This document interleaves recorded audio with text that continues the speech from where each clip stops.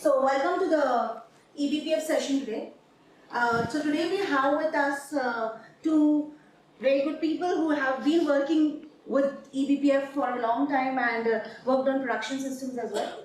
So let me introduce them. So we have Dushyant. Dushyant is a member of the AI platform engineering team at IBM Research. He's focusing on optimizing the LLM fine-tuning platform for the IBM Watson X project. His expertise includes working on eBPF-based network observability and functions, and he serves as a maintainer of the Red Hat eBPF agent for OpenShift network observability. He previously worked on enhancing network functions performance on Kubernetes and OpenShift platform, and has experience in blockchain interoperability, decentralized marketplaces, and applied system security. Dushyant holds a dual degree in computer science from IIT Delhi, with a focus on cloud computing, virtualization, operating systems, and network security. We all welcome you, Dushyant. Thanks for accepting our invite. Thank you. And we have Sachi. Sachi is a research scientist with the network observability team at IBM Research India. Sachi did her PhD in systems security from Stony Brook University in New York and prior education from IIT Guwahati. So Aruna has already mentioned about her, that she's an alumni from Stony Brook. Sachi has deep interest in core systems and has extensive experience in the field of networking and kernel programming. So we all welcome you, Sachi. Thank you. Please feel free to help us out with whatever problems people face here with eBPF. Certainly. You will be a best person here. I've heard a lot of things about your interaction with production teams around. It's been good. Thank you, both of you. Thank you. And I hand over the dais to you guys.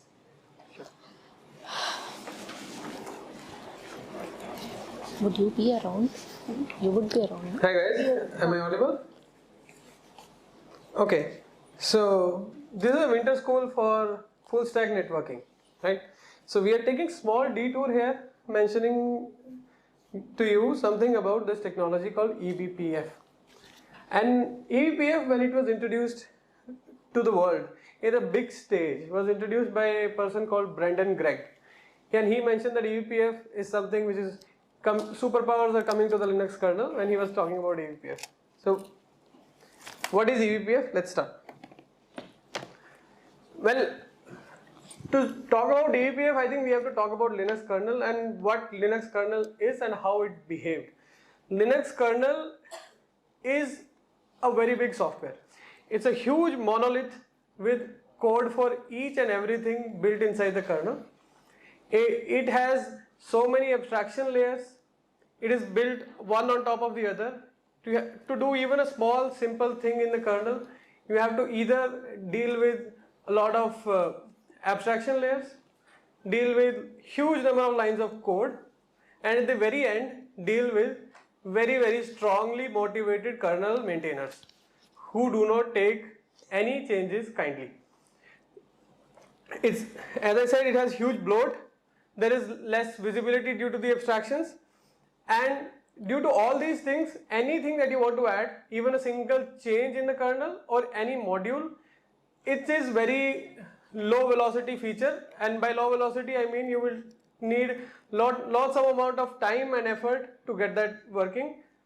Even for modules, what happens is, even for a single module, if you build, the module might change with kernel versions. The module, you have to compile it with the right kernel version, you have to get proper kernel headers, you have to get proper kernel setup, and then with a small commit in the kernel, your module might change.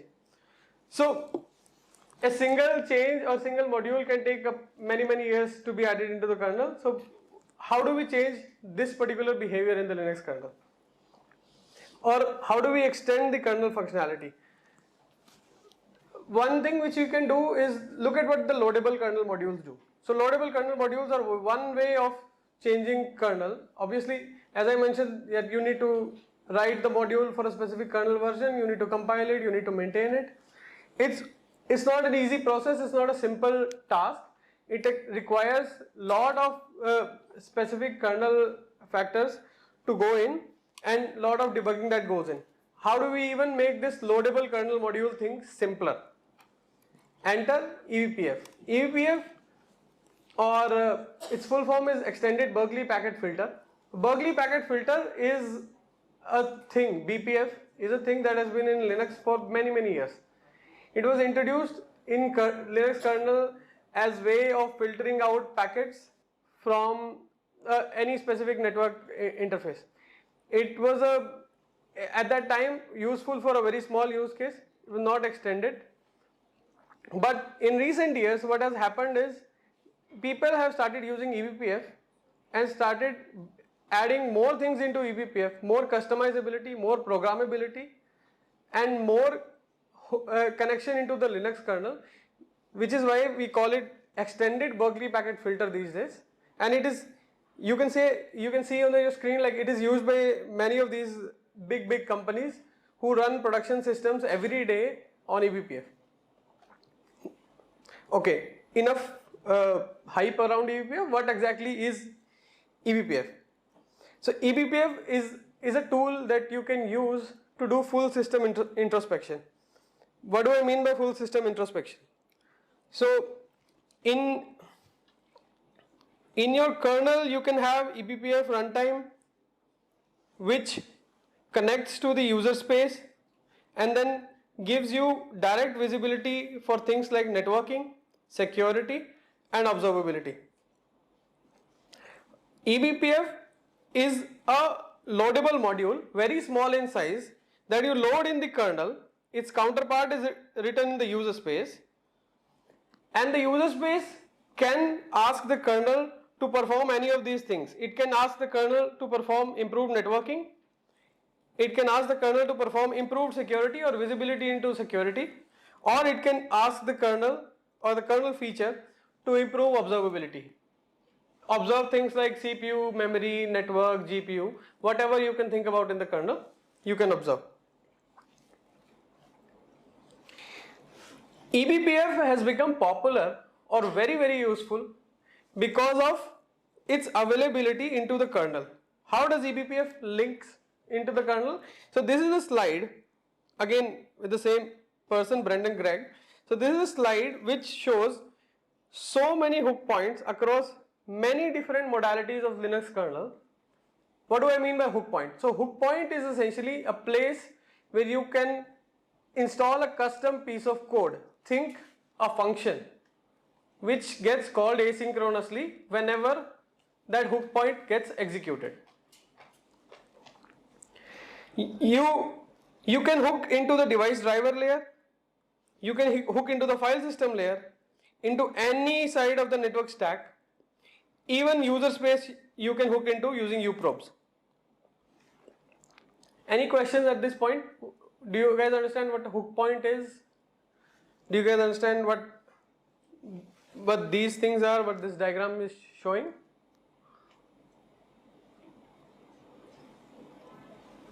Easy, interactive, ask questions. Yep. Stop if you're not following. Yeah, you can ask me to stop also if there is something that you need to clarify, but it's okay. Let's move forward. How does eBPF provide observability? You can collect metrics from any of these, as I showed. So you can collect metrics from any of these systems of the kernel. Like from file system, you can collect how much data is being read, how much data is being written. From the block device, you can read how many blocks are failing at some point, how many blocks are being rewritten at some point. From the network, you can read things like what is my TCP retransmission latency, what is my TCP round trip time that is coming on.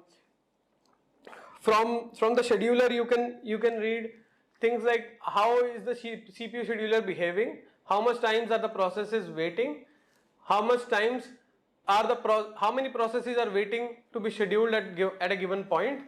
So all these things, each of these things that I am talking about have one function defined and one hook point in that subsystem where eBPF can hook and it can get data out and provide you observability. You can use eBPF for tracing. How we use eBPF for tracing? By installing probes into the kernel and probes into the user. So when I install probes into the user, I can trace an entire function stack on how it is behaving. I can trace a simple, let's say a server and a client are doing an API call. I can trace an API call end to end from the user trace to the kernel trace and see where my bottleneck is coming from. You can combine all these things and add policies on top in eBPF to create security features using eBPF. And finally, you can do networking. So we are all here for networking. So we do networking by hooking into the network layer. We do networking by hardwiring some of the features that are needed in the networking layer. Let's say I want to transmit a packet from one host to the other host. Do I need the packet to transfer the entire Linux kernel stack? Or do I need the packet to, do I need some very smart decision to be made at one specific point and then either let the packet go or send the packet to somebody else? These kind of decisions make networking fast, hence eBPF. This is the way we use eBPF for networking.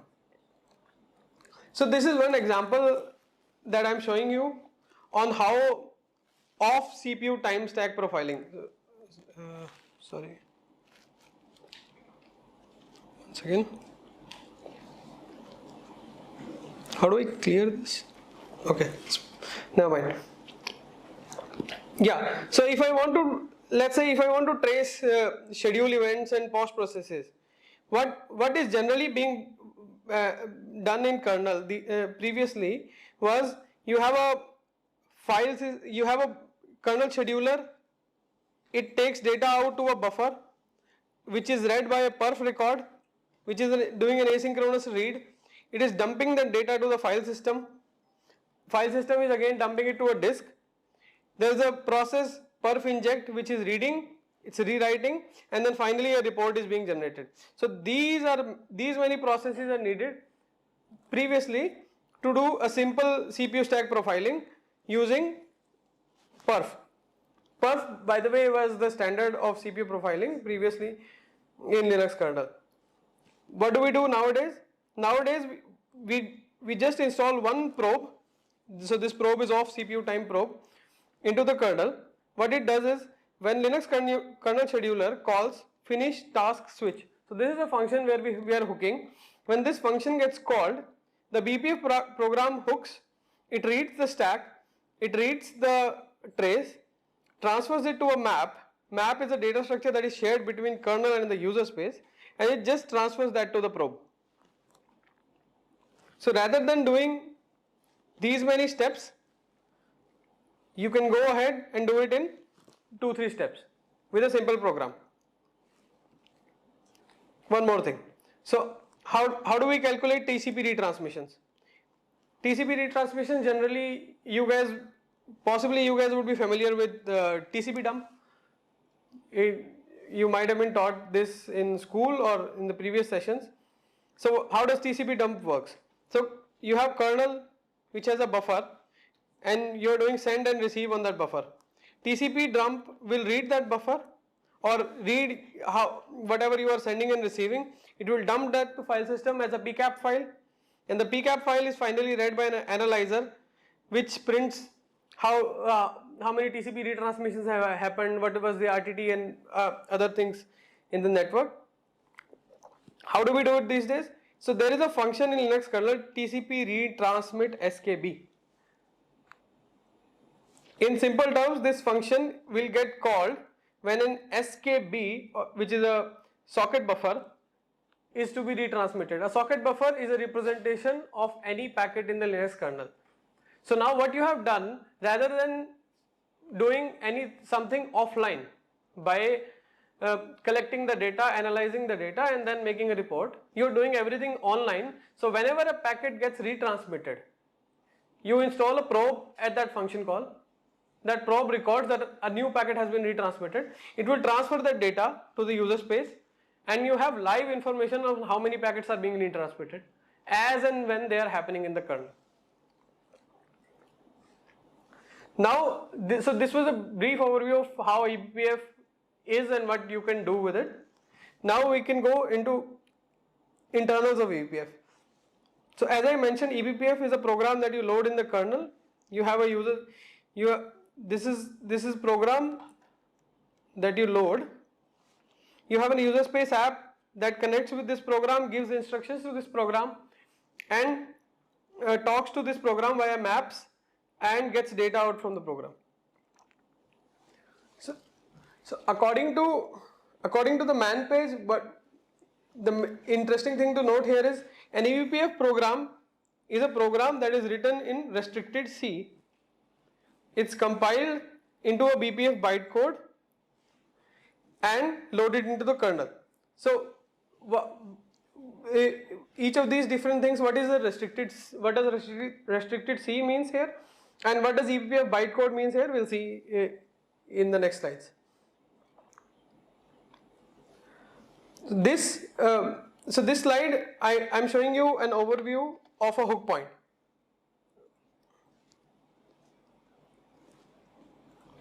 Okay. Yeah. So in this slide, I'm showing you an overview of a hook point. So this is a hook point that hooks into the scheduler at the syscall layer. So what are we doing here? Let's look at the code. So this code is saying syscall return exec as exec VE. So what it is essentially doing is whenever an exec VE syscall is getting executed, it is hooking into that function. We install our probe into that function. That our probe gets called. It records an exec is being called. What are the arguments that the exec is being called with, and it records them and transmits them to the user space. So this is how a code for a hook point looks like.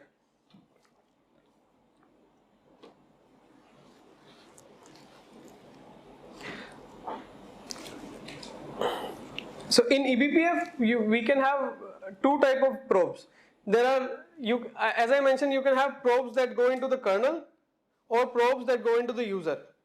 So if any hook point doesn't exist in the kernel, we can create them using a thing called kprobe, or in user space we can create probes using uprobe. So how do these where do these probes connect in the entire Linux kernel layer? So see, this is for example the storage stack, and this is the network stack. So in storage stack, what will you have? You have storage at the bottom. There's a block device that connects to the hardware. There's a virtual file system layer. There's a file descriptor layer, and finally there are syscalls that are happening like read and write. At any of these points, we can have eBPF probes, like even on calls like read and write, on the file descriptors, on the virtual file system, or even at the hardware driver layer. Similarly, for networking, we can have eBPF probes directly in the network card. So there are network cards which are called smart cards, which run programmable code. You can actually send some code into the card to be executed at runtime at every packet. So these smart cards can execute eBPF directly in the hardware. Then there is eBPF interaction between the device and the driver on the TCP layer, on the socket layer, or the syscall layer, or anywhere in the stack. So this essentially provides a very simple way to add any functionality into the kernel at any layer, or even extend any functionality at any layer. How does eBPF communicate? So when I'm adding something into the kernel, I say I loaded a program into the kernel. That program is recording something. How does that program send that whatever it has recorded out to the user space? For this we use something called maps. So eBPF maps are basically some set of data structures that are available in the kernel. So this is a data structure that is provided by the kernel developers for you to use in your eBPF programs and then get your data out. So for a simple example, anything that is hooking into the TCP layer, let's say we are calculating TCP RTT. We'll calculate TCP RTT at the eBPF hook point in the TCP layer. It will send that data to this data structure, which is an eBPF map. It can be a hash, it can be an array, or it can be a simple tree sort of data structure, and you can directly get the data out from to the syscall and the process. Now, anything that we are writing in the kernel, so any probe that we showed, so this kind of probe that we showed, any probe that we are writing in the kernel, because it's written in a very restricted language, it will need access to certain kernel functions which are called helper functions to do some kernel specific tasks. For example, in my code, if I want to get a random number, I will call the helper function prandom_u32, BPF get prandom_u32. If I want to get current time, I will say BPF helper current time nanosecond. So these helper functions provide a set of functionality to these programs that they themselves cannot write, because if you are reinventing all this functionality like helper functions and the data structures into your code, what you are doing essentially is you are re-implementing the whole kernel module logic. So your code becomes more bloated with everything that you do. So to make sure that your code of whatever you want to do with BPF technology is very small, so you are writing a small piece of probe. That probe does exactly what is needed. You can obviously connect probes one after the other to build a larger set of software. That is how it is done in production systems anyway, because you cannot have a single probe that works for a big use case. You can connect these small probes, but you don't need to write all this functionality again and again. So you can use helper calls that are available directly by the kernel. You can use the data structures like maps that are available from the Linux kernel. And finally, you can use the tool chain that is available from the Linux kernel. So the tool chain that we use to compile eBPF is, you will write a small piece of C code which will be called your eBPF probe, that you will compile that using Clang and LLVM into BPF bytecode. This BPF bytecode is architecture independent, and it's an intermediate representation because it's architecture independent because BPF can execute on all the platforms that Linux support. So if you have Linux kernel, it works on ARM platform, it works on x86, it works on PowerPC and many others. So it's architecture dependent because you might want to execute it on any platform, and it's intermediate representation because this code, you do not compile a binary and you basically send the binary out to people and give them that this is a binary probe that you can install in your system, but you essentially give them code which they compile into an IR and then gets loaded into kernel at runtime. So when you load this piece of code into the kernel at runtime, the kernel will not accept any code that comes without verifying it, because whenever you cross from user space to kernel space, there is a security hazard that can come in the Linux kernel, that suppose your code is doing some sort of deadlock, suppose your code is doing some sort of extra data access that you are not supposed to do. How does the kernel prevent that? So kernel has this big set of software inside along with eBPF, which is called the kernel eBPF verifier, which verifies the code for certain conditions and then compiles it just in time into the native instructions for execution.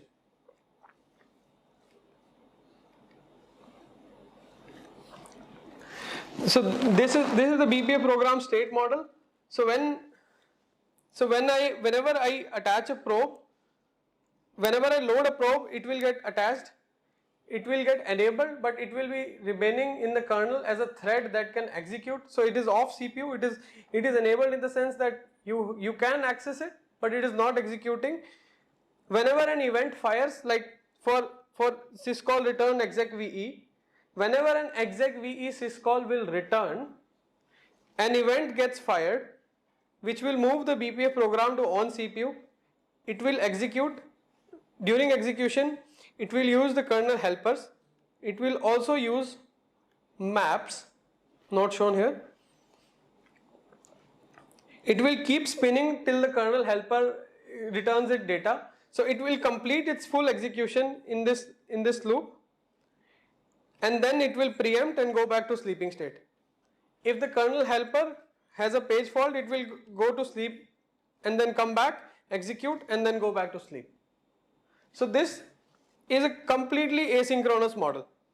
So whenever an event fires, you execute a program. Whenever an event fires at any place in the kernel, you execute a program. You can execute a program at that place in the kernel. But any questions at this point?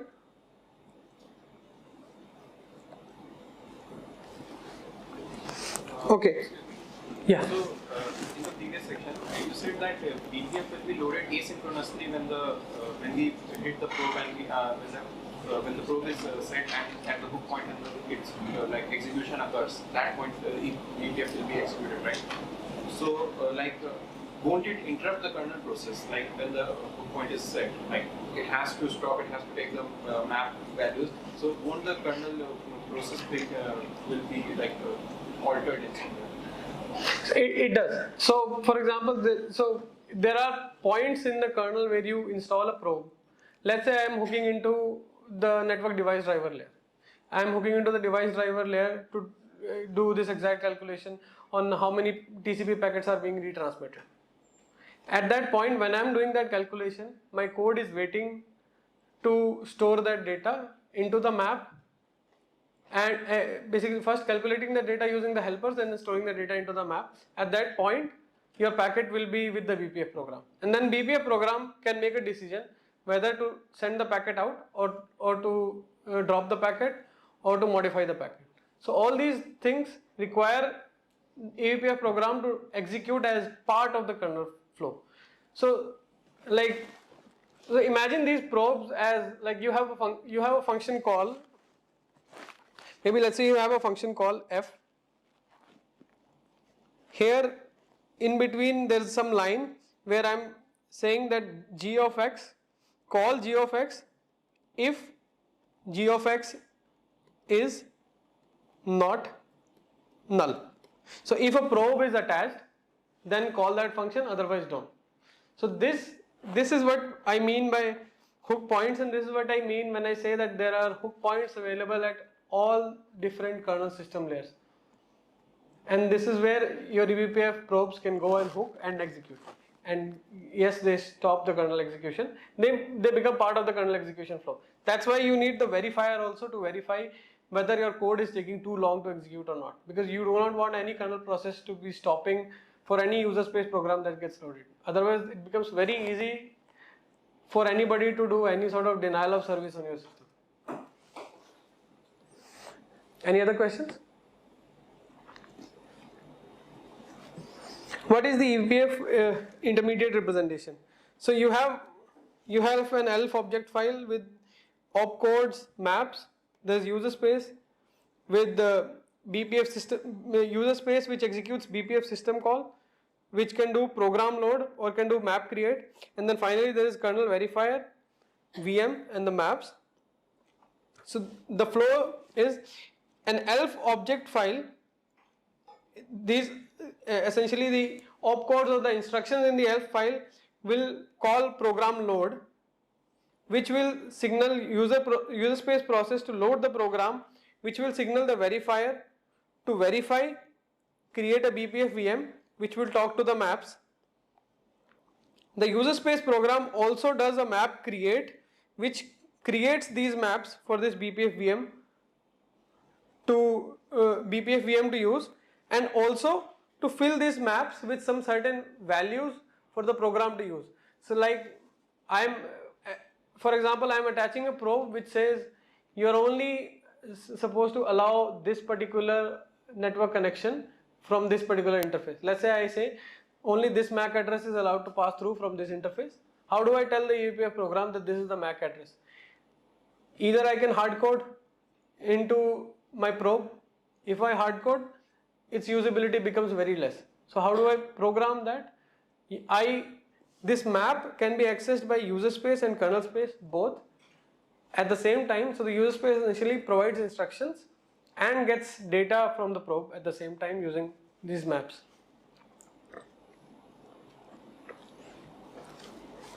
As I mentioned at runtime, so at runtime in the maps, user space can call lookup, update, delete. So lookup to get data out, update to send BPF instructions, and delete. These are basic. Basically, these maps are sort of all of these data structures provide basic CRUD operations, whichever exist on whichever you have on any database. CRUD is create, read, update, and delete. So all of these functions are provided to user space to perform on all these maps.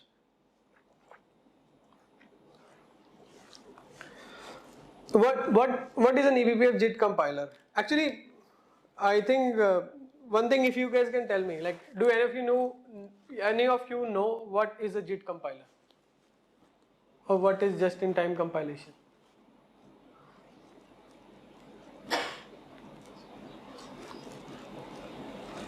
So instead of, like, it's not pre-compiled, but usually like in Java, like you interpret the bytecode, but that is inefficient because interpretation takes a lot of cycles. So what it does is that just before execution it compiles into machine code. That's just in compilation. So it identifies like a piece of code is like one compiling code and then compiling. Exactly. So exactly like Java. So eBPF, by the way, is also a virtual machine like Java virtual machine, or it's also a virtual machine like JavaScript virtual machine. They're both not related to your hardware virtual machines, which you would have learned about in your previous sessions, but a virtual machine in the sense that there are three ways of running code. One is you have an architecture. Let's say I'm bound to x86 architecture. I compile my binary for x86 architecture. I execute my binary on x86 architecture. The second way is I create some representation on how the program is supposed to execute. I provide that to the runtime. If it is x86, it will interpret the instructions. It will then compile it to native x86 instructions and execute. That is the interpreted model. The third model is I create a more deeper representation, which is called intermediate representation, which mimics how the actual instructions should look like, but will not emit the actual opcode for that architecture. And then at runtime, those opcodes are just translated from one to the other, depending on whether I'm running on x86 or whether I'm running on ARM or any other architecture. So this is what just-in-time compilation is. And eBPF supports just-in-time compilation for many different architectures, because whatever Linux kernel architectures is supported, eBPF will support the same, because you need to execute the probes on wherever Linux kernel is executing. As I said, as I just explained, the source language is converted into an intermediate representation, and then there's a IR verification stage, and finally after verification your IR gets translated directly to any of the architecture on which you are running. The benefit of this is portability, and portability is one of the lead requirement if you are building something like eBPF, because you want to write small probes and then you want to transmit those probes to anybody for them to execute anywhere they want. How does the verifier work? So verifier is a massive program. It will, whenever it executes or whenever you register a probe with the verifier, it will check every instruction, check every code path, and even rewrite some bytecode in BPF for it to work.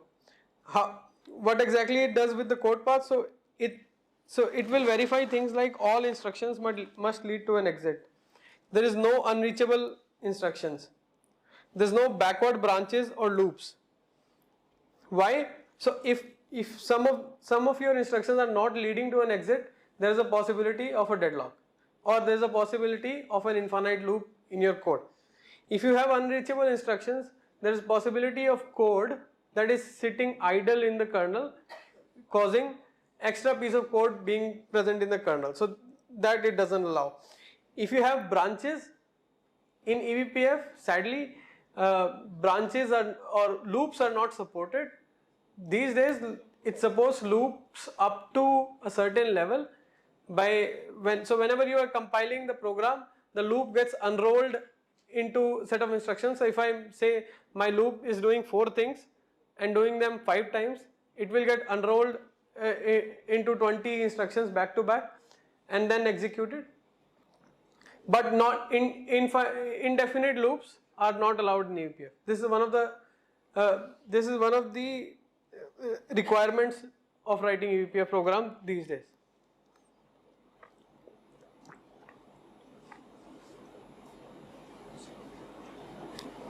What kind of things does it do? So when I said it can even rewrite bytecode, well, so when it rewrites bytecode, it will essentially. So when it rewrites bytecode, it will essentially do things like, so if you had a call, let's say call get current PID TGID,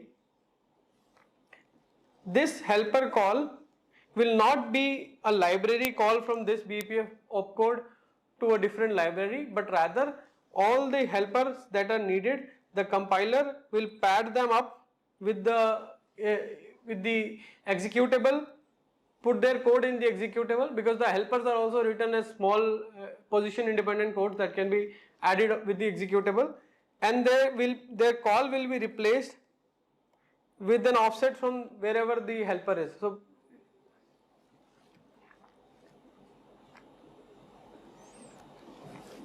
it also verifies instructions, in that you're not allowed to have direct access to any random memory. So this is something that you will see whenever you are writing eBPF code, that any random memory access that you are doing, the verifier will not even allow you to load the program. You will have to verify the address before executing it. So this box of memory that you are seeing here, you can imagine this as like a scratch pad that is available to an eBPF program when it is running. It can only access memory in between this scratch pad. If it tries to access anything that is before or after this data, verifier will catch that. And to access any pointer in the program, you need to first verify if the pointer lies between this and this, basically the start and end of this scratch pad, before accessing that pointer. So for example, for a probe that is working with network packets, you need to check if the pointer access that you are doing, for example, any packet header that I am trying to access, you need to make sure that the packet header lies between the packet end and packet start. And this is something that you need to explicitly write into the verifier. If you are used to writing C programs, you do not essentially write all this code in your regular programs. You just say IP header equals to this particular pointer. But here you need to verify if that pointer lies between the packet boundary. So this is all theory that we have covered till this point. Like what is eBPF? What are these different probes?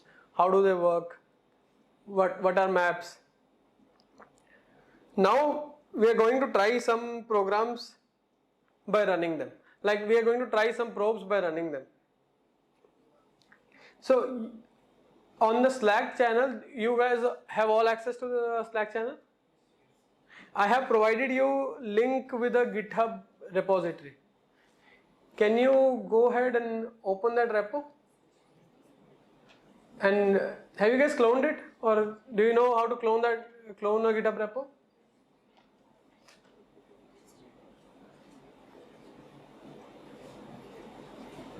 I'm assuming you guys are all running Linux VMs. Anybody here running on Windows?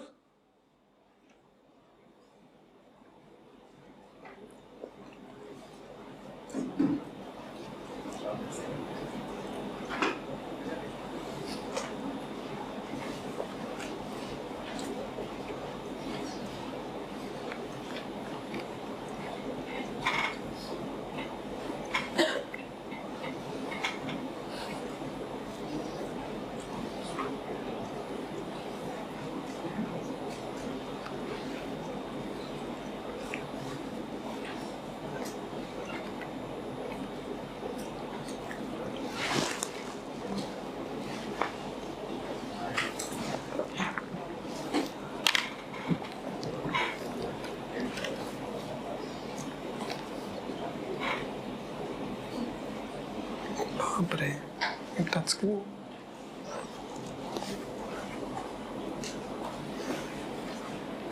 So if you guys, can you guys confirm if you have cloned? Huh? Yeah, I was just trying to figure out the touch screen. I have been trying to figure out the touch screen, to be honest. It is working, right? Yeah, it's working now. It's fine. Yeah.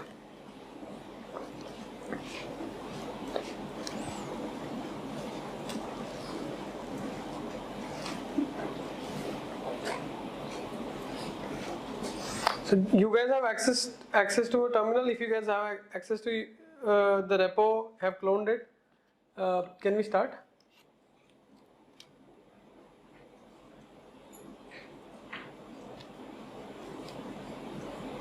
How many of you have cloned the repo?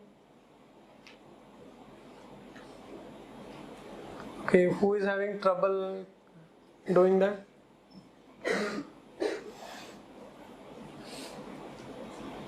Can you open the lecture1.md?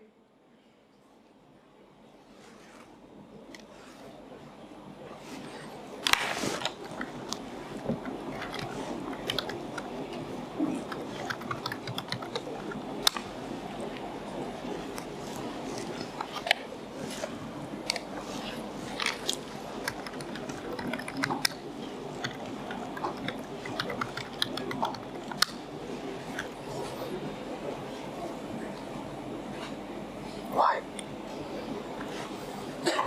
Very weird.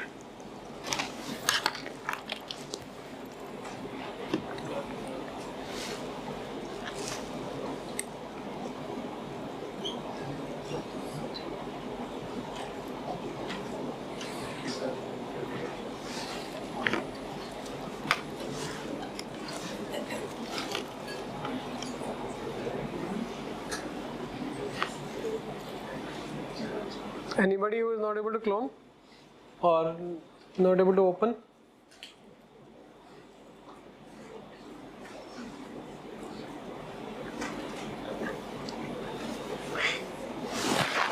If you guys have cloned it, can you open lecture1.md?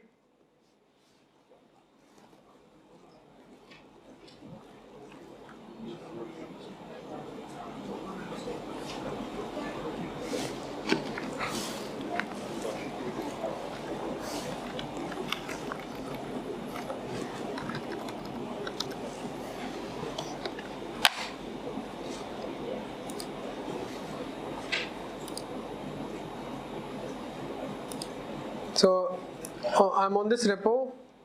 I'm going into lecture 1 and there is this lecture1.md file.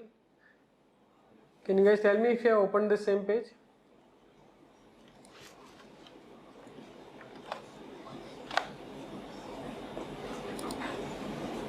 You can give me a thumbs up if this works. Okay. Can you please install some tools for me? So by the way, Linux and every distribution provides some BPF tools along with the distribution. That is what we are going to use for now. We'll learn how to write eBPF code in the later sessions. So can you install this for me?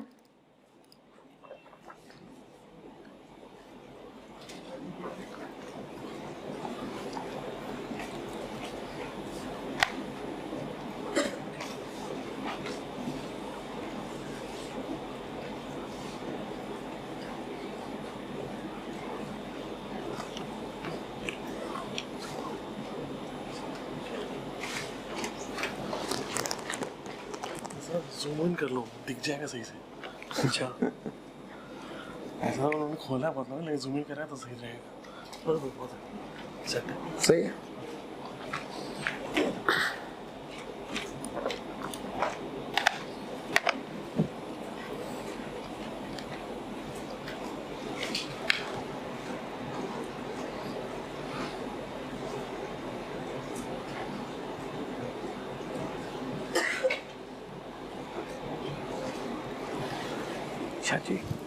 शाची एक बार देख सकते हैं सबका हो गया क्या? Install हो गया? हाँ। इंस्टॉल हो गया सबका?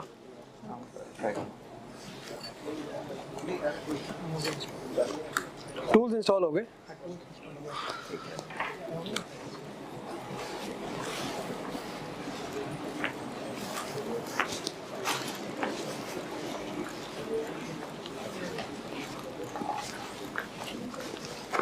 इंस्टॉल हो गए टूल्स? हाँ। यहाँ पे हो गए सबके? अच्छा, चल रहा है, डाउनलोड हो रहा है, ठीक है। अभी चल रहा है। Okay. अभी बस इंस्टॉल कर लो, चला के तो देखते सबका हो गया, उस साइड पे देखा था। Were you able to get it done? Okay. Were you able to get it done? हैं। सबका हो गया? The installation? इंस्टॉल हो गया एटलीस्ट? दिख रहा है? What is the kernel version जो तुम रन कर रहे हो? एक काम करो, कमांड टाइप करो uname space minus r. Uname space minus r. क्या बात है? इतना तो हमारे पास भी नहीं। Clang तो अभी जरूरत नहीं पड़ेगा। What happened? ideally clang नहीं required होना चाहिए। Macro redefined for like 3 macros. For which one? Exec no. Yeah. Are you getting an error? Show me. Go come down. Macro refund. Is it a warning or an error? No, it's exception. I mean, it's coming as a warning, but it's not compiling. No, it's just saying operation not permitted. That is because you're not running as sudo. That's a warning. Yeah, we'll come to that stage. That's fine. But it's good.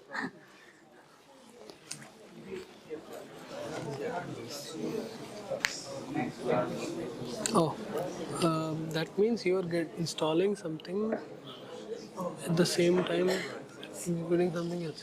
What were you executing when you're getting this?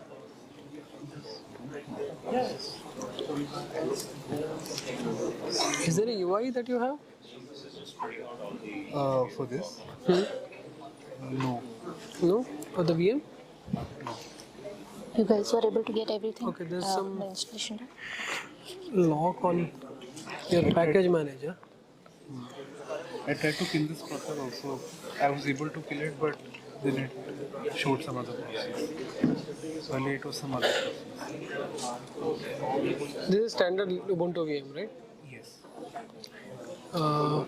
And this is a headless VM. There's no GUI with it? No. Because there's generally a Ubuntu package update process that runs in the backend. जब वो चलती है तो वो dpkg lock लेके बैठती है. अगर उसको kill करो तो दोबारा आ जाती है. That is holding the lock. That's why you're not able to Do install you the not package. have जब वो खत्म हो जाती है तो package any of install the kernel? अगर उसको बीच में kill कर दो problem is as तो कई बार वो Dushyant process was lock explaining, लेके eBPF किल हो is जाती very है much तो तुम्हें dependent खुद on the lock kernel delete version. करना पड़ता है. You have a lot It's of a longer dependencies process. there. So maybe for We were now, actually having if troubles and it's Linux. somebody, this guy is able to get, can you just see? Because it's version mostly is this showing you thing? how this execution should work. Can you check what Linux version? Next session से पहले, we have? let's get this sorted. Just do in 6.3. Okay, we were told that you guys have a 5.11 or a 5.4. ठीक है? That's an issue. If you can, that would be great. Yes. Okay, so I'm assuming all of you guys or most of you guys have been able to install these tools. If some of you have not been able to install these tools, can you pair up with the person sitting next to you? Because this is just for viewing how these probes work. We'll get to running them in the next session and we'll get your installation issues sorted before that. So let's try some of these things out. Yeah, so this is a very simple example that I've been talking to you for a long time now, which is how do you snoop on new executing processes? How do you know if a new process is executing in the kernel? What does it mean by executing a new process? When we execute a process, it's usually like it calls, like if you S-trace any program. Sorry, I'm not. You have a mic? I don't think there's a mic Chachi, here. where's your mic? I have one, but the thing is over there. Do we have an? Do we have a handle? ये है ना इधर देते हैं. You keep this. This is no mic, it's a mic. No, dumb it. I will put the Is there How so do I mic turn here? it on? Oh, it's How do I turn it on? चल रहा है? हाँ तो what do you do or what happens when new process is executing? So like when we if we trace any program, and the first call is this exec in the program name. Like Yeah. it calls this syscall. Yeah, so what is the exec syscall? I think it like assigns the PID, all the memory space and all that stuff or something. Yes, so exec syscall essentially assigns virtual memory, it assigns CPU, it assigns instruction space, PID, every other kernel data structure. In short, exec is the syscall that executes a process. So when you want to snoop in your system on which new process is executing, you will hook into the exec syscall layer. And you will hook into the exec layer by running, so let's run this program called exec snoop BPF CC. So because you have installed these tools from your distribution, they come with a BPF CC suffix. So can you guys execute this program for me? Exec snoop BPF CC. By the way, one thing which is not mentioned, I think, in the markdown is that these tools need to be run as root. So can you do sudo exec snoop BPF CC?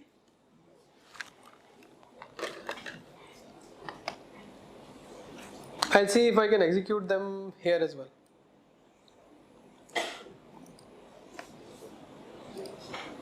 The next question. I can't read anything.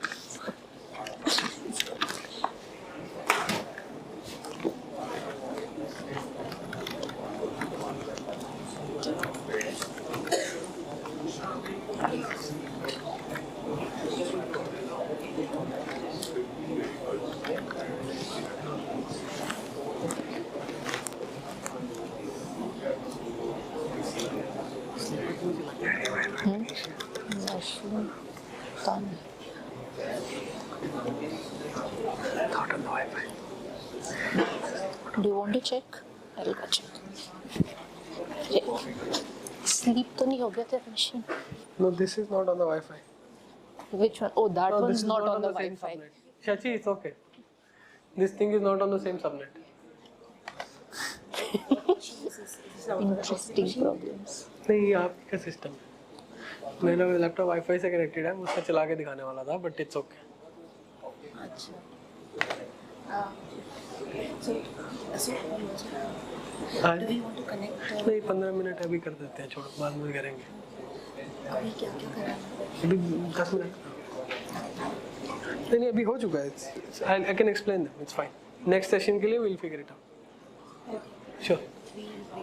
Yeah. We'll break at 11:30. 11:30, right? 15. Sure. We started 10 minutes late, so it's okay. Okay, guys. Have you guys Technically. tried running exec snoop? What do you see? हाँ. There's some gibberish output coming from exec snoop. क्या बोल रहा है gibberish output? क्या लिखा है?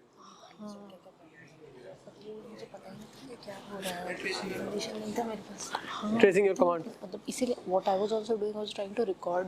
मतलब मुझे जो demo दिखाना था I was trying to यार है? record it. मैं recording play कर दूँगी. Correct. Because वो तो चलेगा नहीं. ठीक है अभी during lunch I will do it. So if you guys have executed this exec snoop, I want you to try one thing. Open a new terminal, say cat space test, उनको record भी कर and then see if that new process is being caught by a probe. record things. जब hands on वाली चीज़ों में ज़्यादा दिक्कत है we were hoping कि जैसे hands on साथ साथ में करते हैं.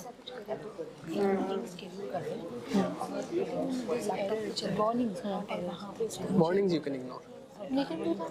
That will. Yeah. हाँ that will work. Warnings are because of some mismatch in the kernel. Kind of what Dushyant was trying to do. Even for so much portability, there is not so much portability. और यहाँ से लेकर के Just run something new here. So just run a new terminal. अभी break If you do this, that would help क्योंकि next session वाले hands on भी थोड़े detailed हैं अभी तो एक command run करना है तो इतना problem नहीं है. I'm assuming you guys are good because you ran before everybody. Sure. So we have like PS Ops and top, right? Yeah. So if we like somehow hack together a bash script, would we be able to produce what आज कल ना You can, but see, it's a different idea on what this is doing because it is actually catching the processes where they are executing. But in your bash script, you are essentially using PS, which PS is going into the PS file system. So you know there is a PS file system in Linux? do we Just have slash PS. This case में after 3 p.m. I have to be there OS discussion. Should be proc. अच्छा कोई That's the proc is the process file system. Here you will, if you just look at the proc file system also, it will have different PIDs and so these are all PIDs, these are running processes. it's just Yeah, going to so be one PS more basically thing. gets वाले data session from मेरे here. को लेने हैं, and उसमें But this probe is नहीं getting है. data directly from the kernel. So when I'm running Demos exec है, snoop, you're getting those warnings because your code is just in time being that's compiled against the kernel version that you are running. ये लोग So those warnings are saying this macro is being redefined in your kernel. I was If there's an error, that error would mean the probe is calling some internal helper which is not defined or defined in a different sense to your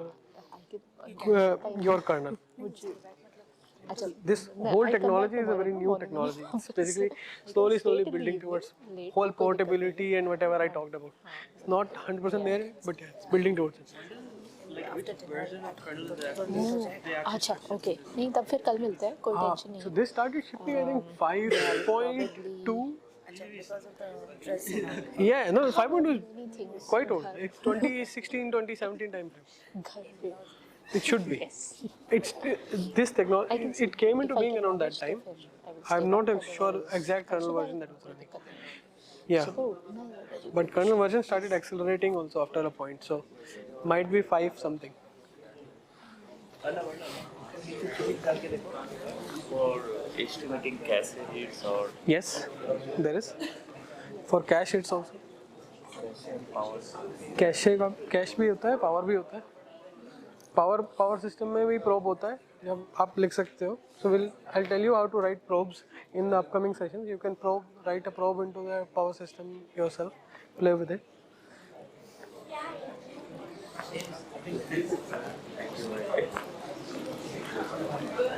Okay guys, I think we are slowly going into the break time, so let's if exec snoop everybody has seen, let's run VFS stat. So VFS stat is a probe that hooks into the virtual file system. It will give you the read per second, write per second that is happening in your file system at the current time.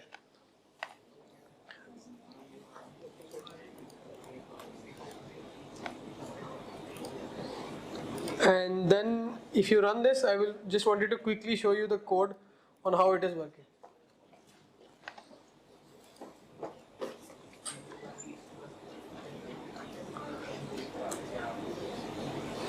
Okay, have you executed? VFS stat BPF CC.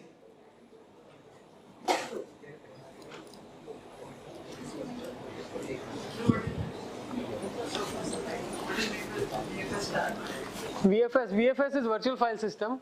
Stat is statistics. So trace virtual file system statistics. VFS stat is again a probe that is provided in your distribution. It's an eBPF probe. It's part of a basic array of tools called BCC tools. And whenever you run VFS stat, it will load an eBPF probe into the kernel at the virtual file system layer. And there it is recording this metric on how many reads per second, writes per second, f open create is happening in the file system. Is it working for you? If it is working for you, can you open the code and see what it does?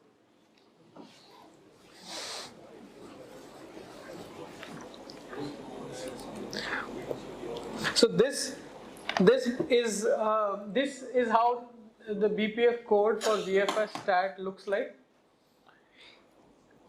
See, there are all of these different probes that we have had. So this section K probe VFS read means that this program is hooking into the VFS read K probe.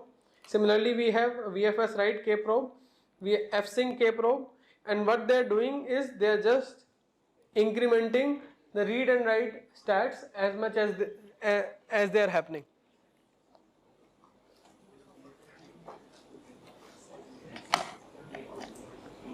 So this simple program, this one line program knows where to hook into the kernel to get your file system reads per second, writes per second. It is able to, we are able to write a very small program because of all the other helpers and the location that is provided in the kernel wherever these programs hook. If I was getting this data from outside, I would have to write much bigger logic to do so.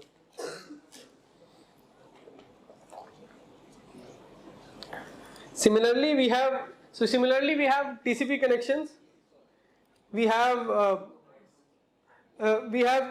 sysread traces. But I think one thing which I wanted to show you was this. So can you guys execute this for me next? This command.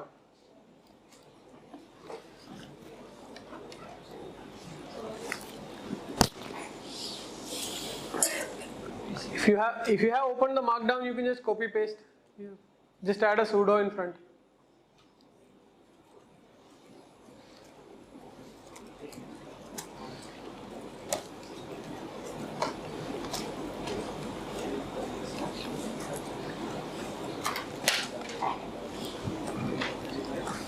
After it is running, is it running for you guys? So after it is running, I want you to open a new terminal and just type ping 8.8.8.8.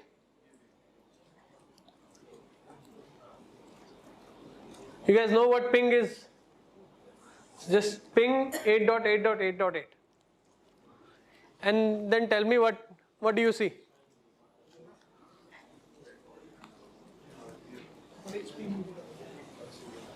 For each pin we get a SMP outcome. Yes. What is the type that you are getting? How are you getting the type?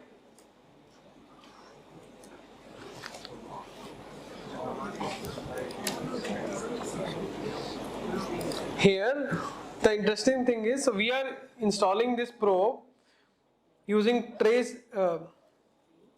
Okay. So we are installing this probe using trace BPF CC, and by looking into the kernel code, we can know. I mean, obviously we can look into the kernel code and we can know that the packet which calculates ICMP out, or it should be defined in the C file. One second. So this is a function which maintains the ICMP out count in the Linux kernel. So I am telling in my probe to trace function ICMP out count and to trace the argument 2 of that function, and the type of that argument is an integer.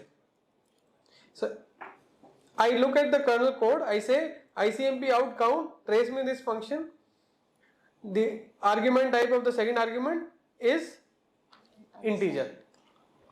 That's how it knows that whenever I am pinging, this function is getting called and the type is 8. Type 8 is echo request. So if you are sending a ping request to 8.8.8, you are sending an echo request. When 8.8.8 replies, it is an echo reply.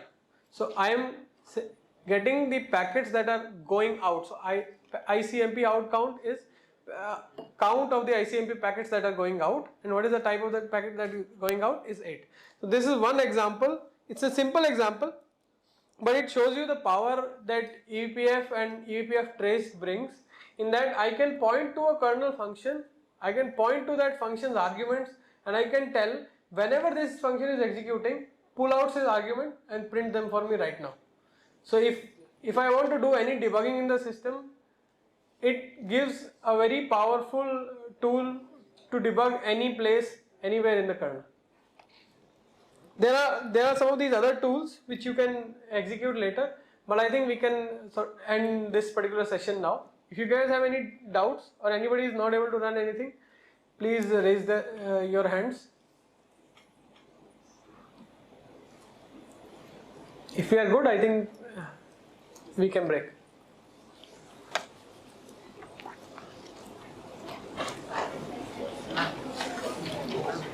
Yes, sorry. So in the code there's like 2 FNGs and there's kprobe. Is the kprobe just in case this does not exist? No, so FNG is actually meant How was it? to point to the you know what. Pen देख लेंगे कोई बात नहीं. वो slides कहाँ हैं? उसी में जहाँ पे ये चालू किया था ड्राइव पे होगी ना, ये खोल दो. एक मिनट, ये ऑलरेडी खुली हुई ना स्लाइड्स तो नहीं खुली. खुली यहाँ पे नहीं है ये वाले में. वो वेबएक्स बंद हो गया. अच्छा बंद हो गया क्या? कोई बात नहीं, मैं कर दूंगा, छोड़िए. मैं अभी इसको लोड करता हूँ, मैं वेबएक्स खोल दूंगा जब उसकी बारी आएगी, उनको पूछ लूँगा मैं. अभी ये स्टार्ट करता हूँ, इसको लेट हो जाएगा नहीं.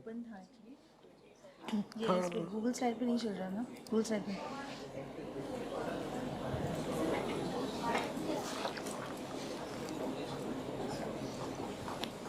मैंने ऑफ कर दिया.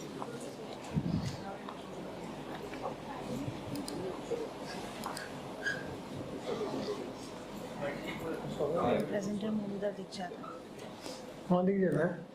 अच्छा, उनको वैसे ही सब पता है. यहाँ पे ना 3 dots. 3 dots से इरेज. हाँ मैं वही बता रही हूँ. अभी ये देखिए, अभी इसमें ऑप्शन में है इरेजर भी यूज़ कर. इरेजर में इरेज ऑल भी है, you can erase something also. तो इरेज ऑल से सब Okay.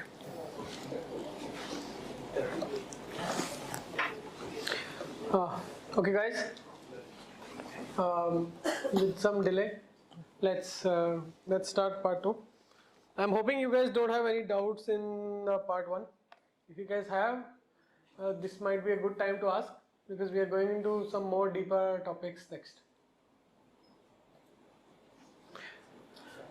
Yes. What is the performance cost of this program? Like how it is to affect the application? The performance cost is very minimal, because you are essentially executing very few amount of instructions per execution. So for example, if I'm just executing 9,000 instructions on a very new recent CPU, the cost would be of the order of very, very less microseconds. And in terms of throughput?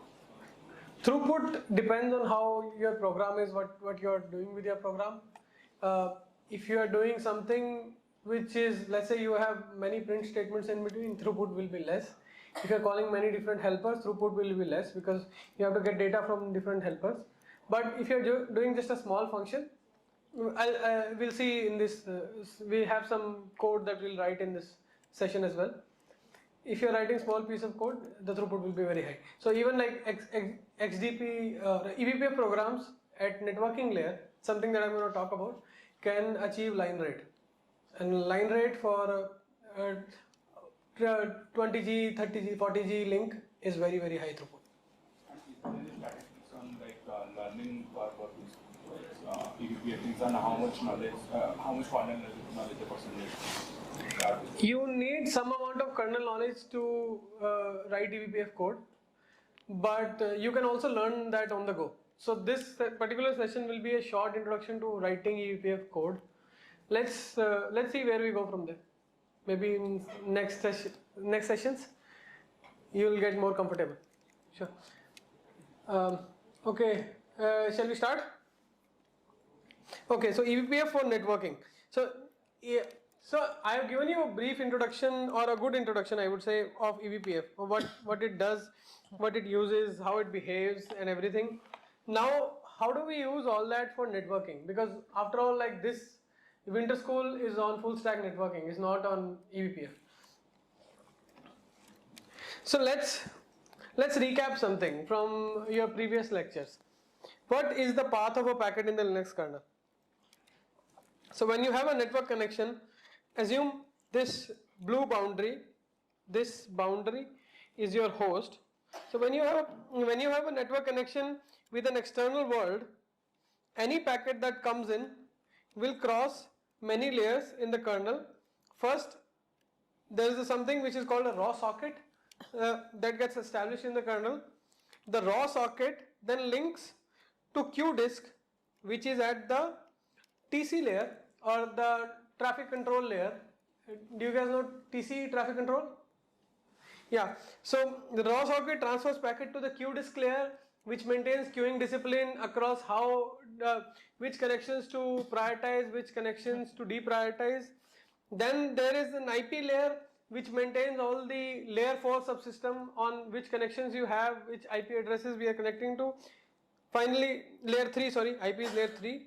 Then there is layer 4 TCP.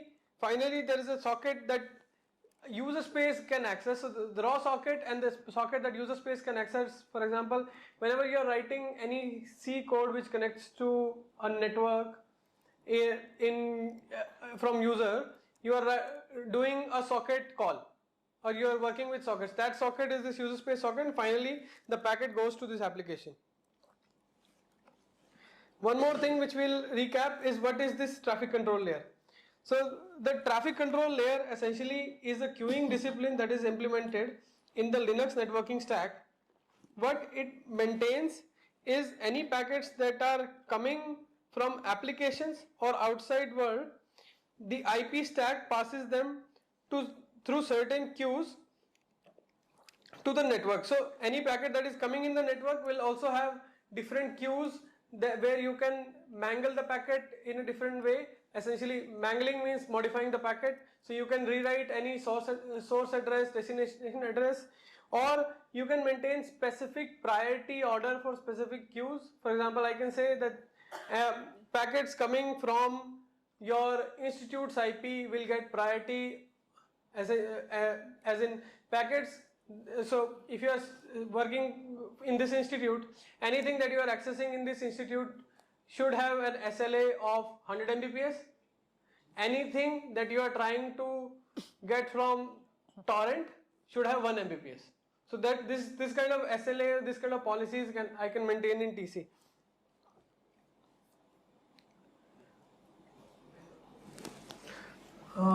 There is some slides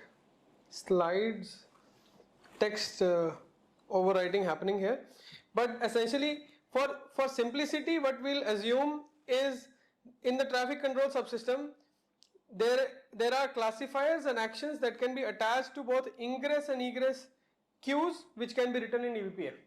So TC has a mode called CLS act, which is classifier and action, where you can attach eBPF programs, and these eBPF programs can be attached to both incoming traffic and outgoing traffic from the NIC. And do you guys have any doubts in the TC or Linux stack in general?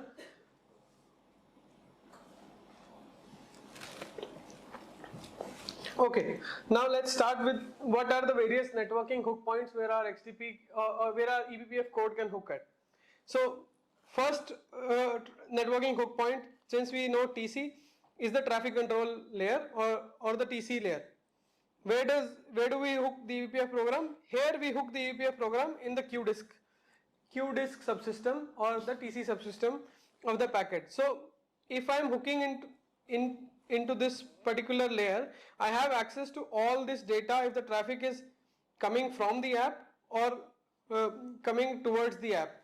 And here I can even maintain any forwarding policy, any dropping policy, any kind of security policy that certain websites should be blocked or something like that in my eBPF layer. So this is by the way happening all inside the kernel stack. How do we go from this to something that is faster? If we want to move to a faster hook point, what is the last point where we can hook in the networking stack.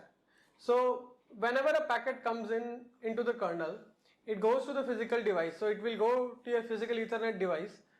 Who talks to the device? It's the device driver.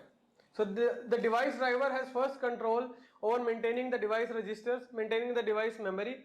It maintains where the packet comes, where the device is supposed to put the packet, and basically it tells the device where you should copy the packet that has come into your ingress to which part of the memory, which is also called the DMA. So eBPF programs, when they hook into the device driver layer, they provide you a really fast mechanism of performing any actions very quickly, and then either sending the packet forward or dropping the packet. There's very simple decisions. You can send the packet, you can drop the packet, you can redirect the packet, and these are so fast that these hook points can achieve line rate. And this is called XDP. XDP, or the full form of this, is Express Data Path. Now, what do you need for XDP to work? Obviously, you have a NIC, you have a driver, you have a eBPF program in the driver that is sending to the network stack. You need support from the network interface card, or you need support from the driver, in that the driver should expose certain hooks where these programs can attach. So if the driver says it supports an XDP hook point, means the driver has implemented the XDP subsystem of a driver that you can attach with. These days there are many commercially available hardware vendors and devices which support XDP, so should not be a problem for us when we are running anything. In more detail, how does XDP work? So NIC will send a packet to the driver which will communicate via the receiver and the transmitter ring. The driver, whenever it gets any packet through the receiver ring, will hook at this eBPF VM of whatever probe we are executing. It will call the eBPF VM with the packet data that comes in, and this call that we are doing is happening on something which we call a raw packet.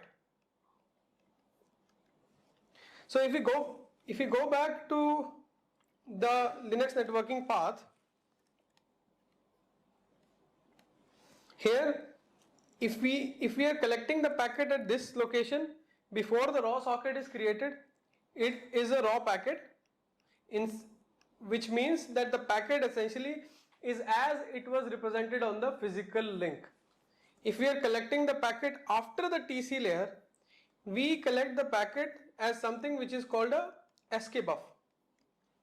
Skbuff or struct skbuff. Struct skbuff is a Linux kernel construct, and this structure represents a packet or anatomy of a packet in the Linux kernel. Anywhere you see struct skbuff, you can replace it. You can imagine that this structure represents one packet.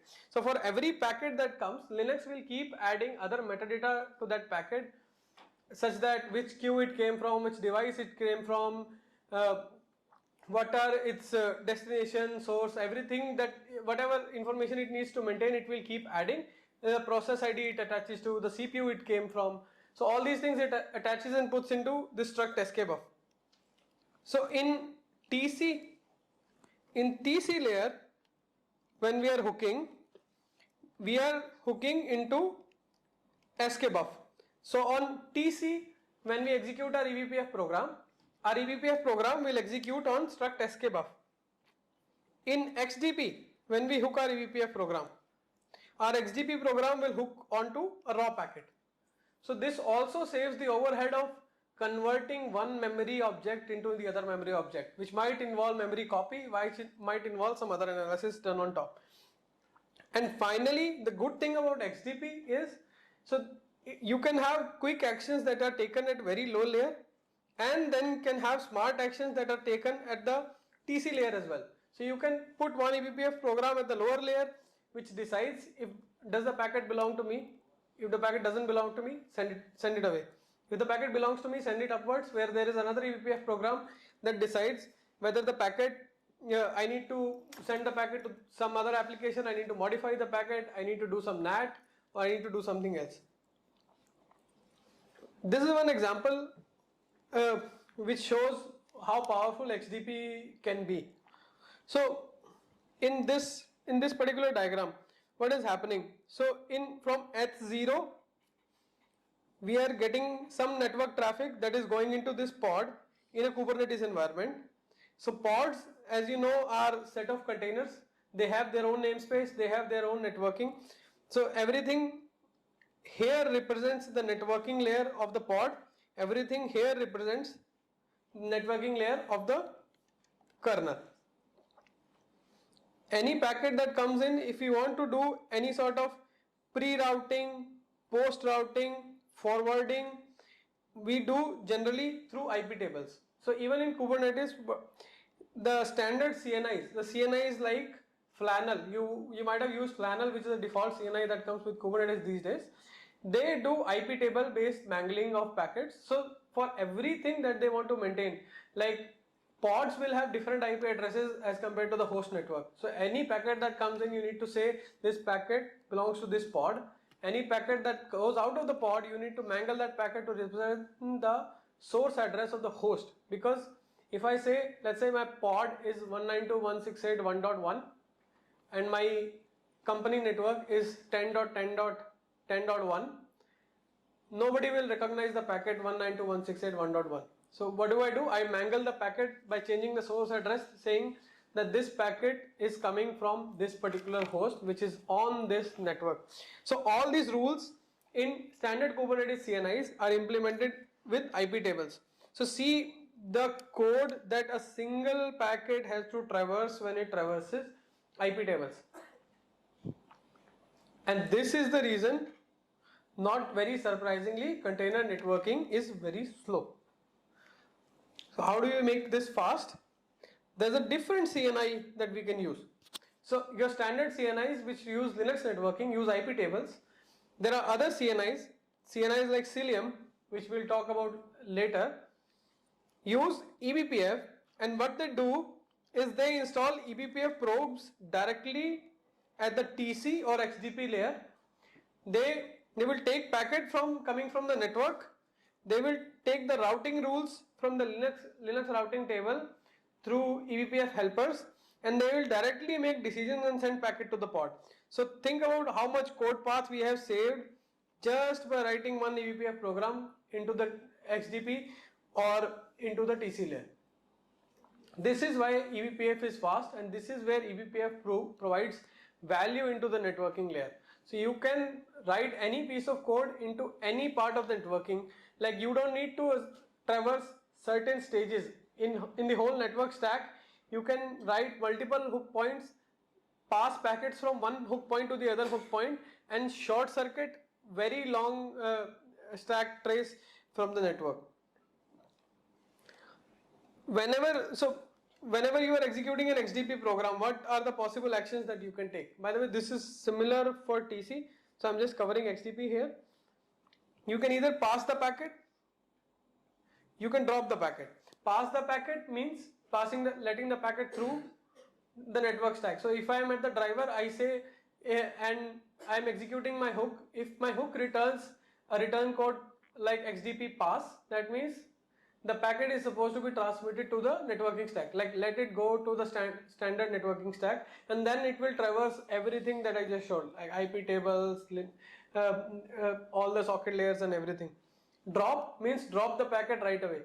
So one very simple use case which proves very powerful for these type of XDP programs is implementing a firewall. So if you are maintaining a production host and you don't want some certain type of traffic to be coming into your host, you can just write a simple XDP program which connects at the driver layer, which sees if the traffic belongs to a policy, if the policy says drop, it will drop at the driver layer itself. It will not even be let through. There are other actions like XDP TX, which means bounce the packet back on the same interface. Like packet doesn't belong to me, let it go outside from the same interface. Redirect means redirecting the packet to a different network interface. So this is something which is used heavily by softwares which maintain software defined routers in the kernel. So if you are writing your own router in the kernel, you can have a host which is connecting to, you can have a simple host which is connecting to multiple networks. So this is network 1, this is network 2, and if I am doing something like a NAT in between, I can take the packet coming in, I can write the policy rule in my eBPF program, and I can bounce it back to the network 2 directly using XDP redirect. And XDP aborted is finally an error code that XDP programs give. So with these simple actions that you can take with these programs, you can write immensely powerful programs which are specifically tailored to the networking use cases, because your networking use cases require these type of return actions to be taken at every stage. So the idea is you write a simple small program that takes one specific step. It doesn't need to be very complicated, doesn't need to be figuring out so many things. It just figures out one simple thing and takes an action. What are the different types of XDP programs? So XDP in Linux can be implemented in 3 different ways. One which is standard, one which we are talking about, which has the driver support, is called native XDP. So we call native XDP when the driver supports attaching an XDP probe, and this driver will fire the XDP hook just after the packet arrives at the NIC. We call XDP generic XDP when the driver doesn't implement XDP hook point. So if you have a driver that doesn't implement any XDP logic, you can still use XDP with it, but you will have to incur additional cost in the sense that the Linux stack will take your packet, it will convert that packet into an SK buff, and when you are executing your XDP code, it will convert that SK buff into an XDP packet and then run your program. This still has some merit in the sense that you might want to test out XDP programs before running them on production. You might have only one version of the program available in XDP, and you might want to run that still to gain some benefit without gaining the maximum possible throughput. So you might want to use that. Finally, one very improved way of running XDP or eBPF programs, as I talked about in the last slides as well, is to offload that code directly to the hardware. So there are specific cards which can offload eBPF programs directly in written in the same C type language, and when that program runs, it runs directly on the NIC. So you don't even have to copy the packet from the NIC to the CPU memory to run this. Now, so these two things were basically, so we talked about TC, we talked about XDP. TC is eBPF at the traffic layer, XDP is eBPF at the driver layer. How do we make this even faster? Like, how do we make the packet faster accessible to the user space? So Linux also has implemented one more thing which is called AFXDP, which is called a user space interface for XDP. So AFXDP essentially provides a way for your Linux NIC or the driver that has an XDP program installed to pass packet directly to user space as an AFXDP socket. So here, see, why this is needed is because traditionally your XDP programs had only actions like XDP pass, abort, drop, redirect. So you can either send the packet back to another NIC or you can pass the packet. When you are passing the packet, it is traversing through this entire stack before reaching the application. For certain applications like your telco workloads or fast networking use cases where you want to achieve very high throughput, like of the order of hundreds of Gbps, you want to expose the packet directly to user space and execute everything in the user space program. So here with AFXDP, you take the raw packet, you transfer it directly to user space, where user space can have library code implementing all the networking logic. This is implemented in a copy mode for non-modified drivers. So if a driver doesn't support native AFXDP, it will copy the packet here and then make another copy to the AFXDP. If the driver is implementing native AFXDP, it is the zero copy mode. So zero copy mode means a packet comes to the driver layer and it is directly transferred as a pointer to the user space. That is even faster. So the path of a packet in the Linux kernel becomes slower and slower because of the abstractions and because of the copying that gets involved. So you have one copy from NIC to the memory, you have another copy from memory to kernel space, you have another copy from kernel space to user space, and if you have pods, from one namespace to the other namespace. So there are total 3 copies involved before the packet is accessed by user space. So here we are trying to reduce it to 2 or either 1, which makes this system very fast. So this is a system that is implemented with eBPF and XDP, which is one of the fastest networking systems that you can use. Another networking hook point is present at the socket layer. So you have this raw socket layer and in fact you have the kernel socket layer. So you can hook eBPF programs at the lower layer or the higher layer. Now what this provides is a fast mechanism. So if you hook into, let's say hook into the user space socket layer. So if I am hooking into the top level socket layer, any packet that is coming from user space, I can make a decision to pass the packet directly to a different app. If I'm hooking into the raw socket layer, I can make a decision not at the driver layer but at one step ahead of the driver layer to see whether I'm supposed to pass the packet to one particular queue disk or a different queue disk. What these things provide is one mechanism for very fast action. So I'm going to show you one example of how such a fast action can be taken. So because you guys know Kubernetes and you guys know pods. So let's imagine this scenario. So you have 2 pods, both have one socket through which they are communicating. This pod is connected, both of these pods are running on the same host. So in this you have one virtual Ethernet present for each pod in the host namespace, one virtual Ethernet present for the same pod in the pod namespace. So if I am sending a packet from here, it is going to go into the networking of VPR1, from there VH1, from there to the bridge, to VH2, to VPR2, and finally to the socket 2. So think of the path that this packet had to take even when both these pods are present in the same host. If you just try to run this, it will give you very, very low throughput because of all these packet traversal path and the copying involved in this.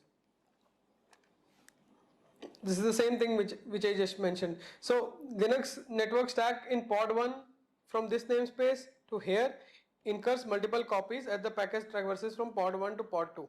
How do we, and this is by the way default in CNIs like Flannel, which are the default CNIs. So how do we make this faster? We make this faster by hooking an eBPF program at the socket layer. And this eBPF programs maintains a list of sockets on which it can receive and forward traffic. By maintaining this, it knows that if a packet is coming from this pod or this socket, it is supposed to forward the packet directly to this pod or this socket. So any packet that comes into this socket is directly copied over to that pod, which is a zero copy mechanisms. And this zero copy mechanism, just to show you how much throughput we can gain, is without anything, without any of this optimization, with just multiple copies for 1 million buffer length and sending 1 million packets, we are getting a throughput of roughly around 16, while with SOCMAP we are getting a throughput of around 25 Gbps. So it's a significant advantage that we tend to gain using eBPF programs at various layers. So any doubts at this point? So now we have learned a lot about eBPF, we have learned about how eBPF can be used in networking. now we are trying to learn how to write eBPF programs.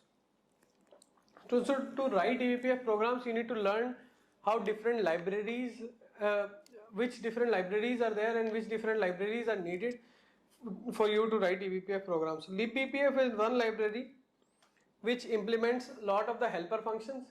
It implements a lot of the boilerplate code that is required for you to write any hook point. For example, if I am supposed to define a map, whenever I have been talking to you about eBPF program uses maps, how does the eBPF program defines a map? So in my code, I will say I need a map. This is the name of the map, iFace stat map. The type of the map is a hash. The key is 32 bits. The size of the value is size of a structure and the number of elements in the map. So whenever I am asking you to write code, so essentially you should view this tutorial in the sense that after this I am going to ask you to write some code. So whenever I am asking you to write some code, you should write it this way. So if I am asking you to write a BPF map type array, then you can replace this with BPF map type array. Yeah, other supported types are array, per CPU hash, per CPU array, queue, stack.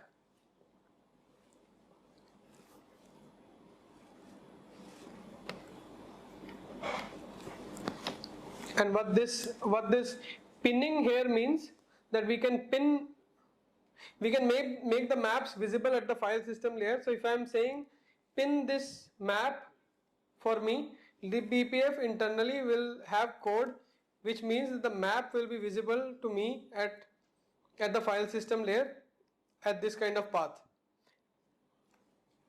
What it provides is a way for me to easily access the map from the kernel and from the user space. So the kernel space allocates a map. When I'm loading my program, it allocates a map, and the user space will access this map and program the map. This is something that I talked to you about in the verifier section, that the verifier requires you to check specific boundary checks. So whenever we are writing a libBPF program, we need to write boundary checks like so this code represents an eBPF hook point which just received an SKB packet. So it's saying the start of the packet is SKB data, the end of the packet is SKB data end, and if I want to access its Ethernet header, I have to make sure that the Ethernet header plus size of the Ethernet header is not more than data end. If it is more than data end, then I will drop the packet. If I am not adding this check, verifier will not allow my program to move forward.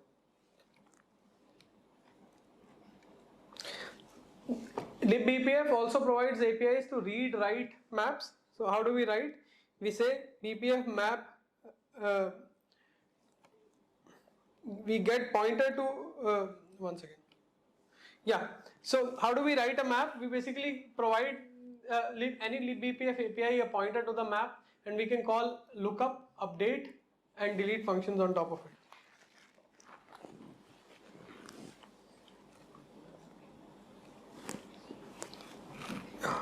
Yeah, so see, so we can have a complex logic going like this, that we are looking up from an interface something, we are converting that into an interface MAC that is allowed at that interface, and then finally we are saying if we are allowing this MAC address to go through or not. If the packet is going, if the packet MAC address is allowed, let it pass, else drop the packet. So this is the kind of logic that we can write in plain C using eBPF tooling. If not allowed, drop the packet.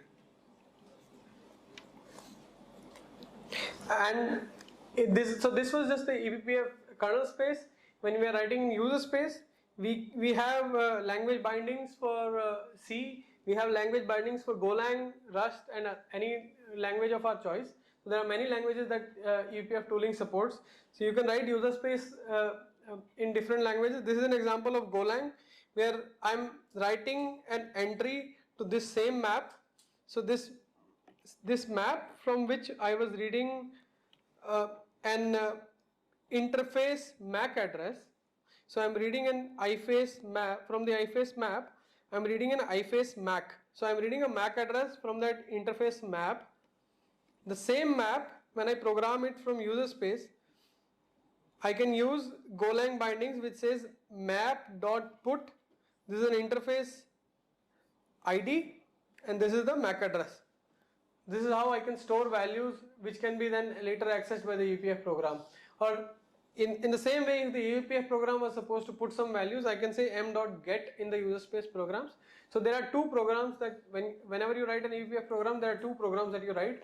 One is the kernel space, one is the user space, which work synchronously, with one transfers the data to the other or one gives instructions to the other.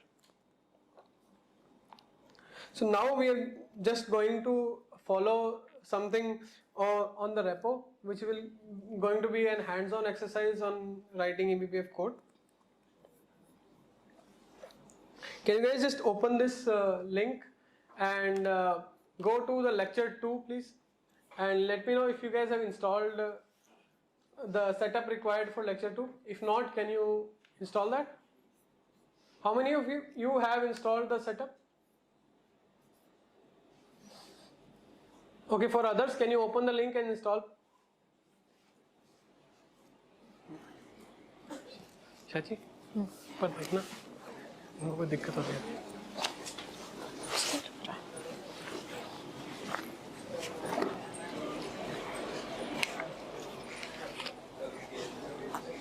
Are you guys able to install? Okay, so if you have a browser, I think that might be easier, not for installation but just to read through the things. If you open the GitHub link on your browser. Okay, that's fine.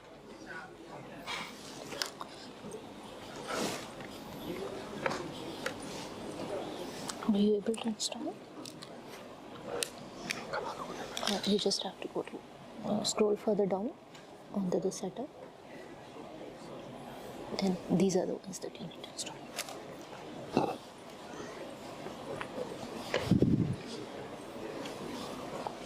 You guys able to install? Yeah, we installed. Okay, got it. Were you able to install everything? Were you guys able to install? Yes. Okay, cool.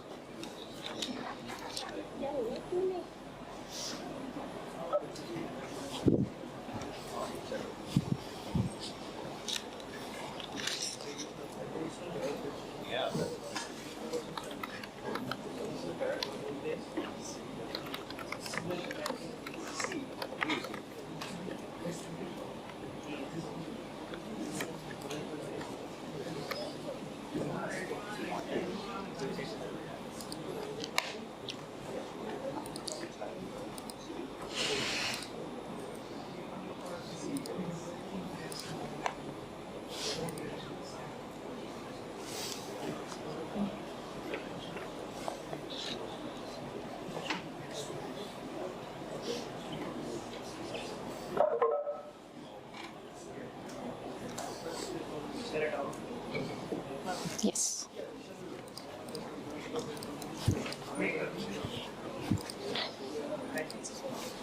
Is this related to the previous session because I had not done that on my Ubuntu?